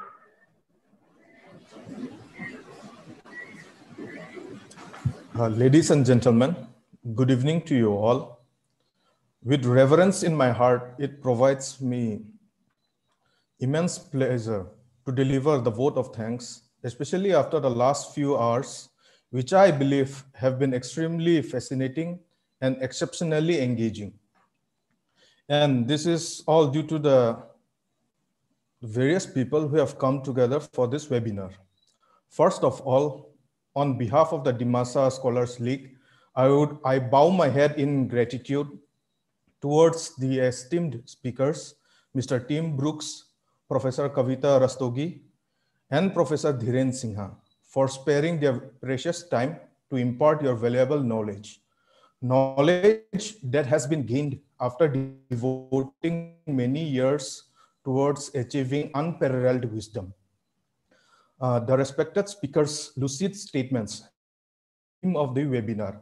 As such, this webinar has been made complete by the audiences, whom I believe have actively listened and quenched their academic curiosity. Therefore, I extend my gratitude to all the participants who have expressed their desire to be part of this webinar and have likewise fulfilled their commitment towards it. Finally, any event of this magnitude where numerous wise minds come together certainly requires an individual with aptitude for managerial tasks to coordinate it. And in this regard, we, the Dimasa Scholars League, are blessed to have Dr. Monali Longmailai, who, along with possessing admirable academic credentials, has displayed her ability to coordinate an event such as this. The Dimasa Scholars League extends our sincere gratitude to her. To repeat once again, and as a closing line, on behalf of the Dimasa Scholars League, I humbly express my gratitude towards all who have dedicated their time for this webinar. Thank you.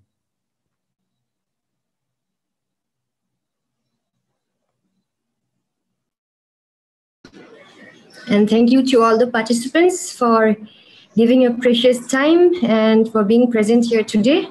We're very grateful that you are all here present at our webinar, and we hope to conduct another webinar similarly in the future, and we hope to see you again. Thank you. Thank you, guys. Thank you, Monali.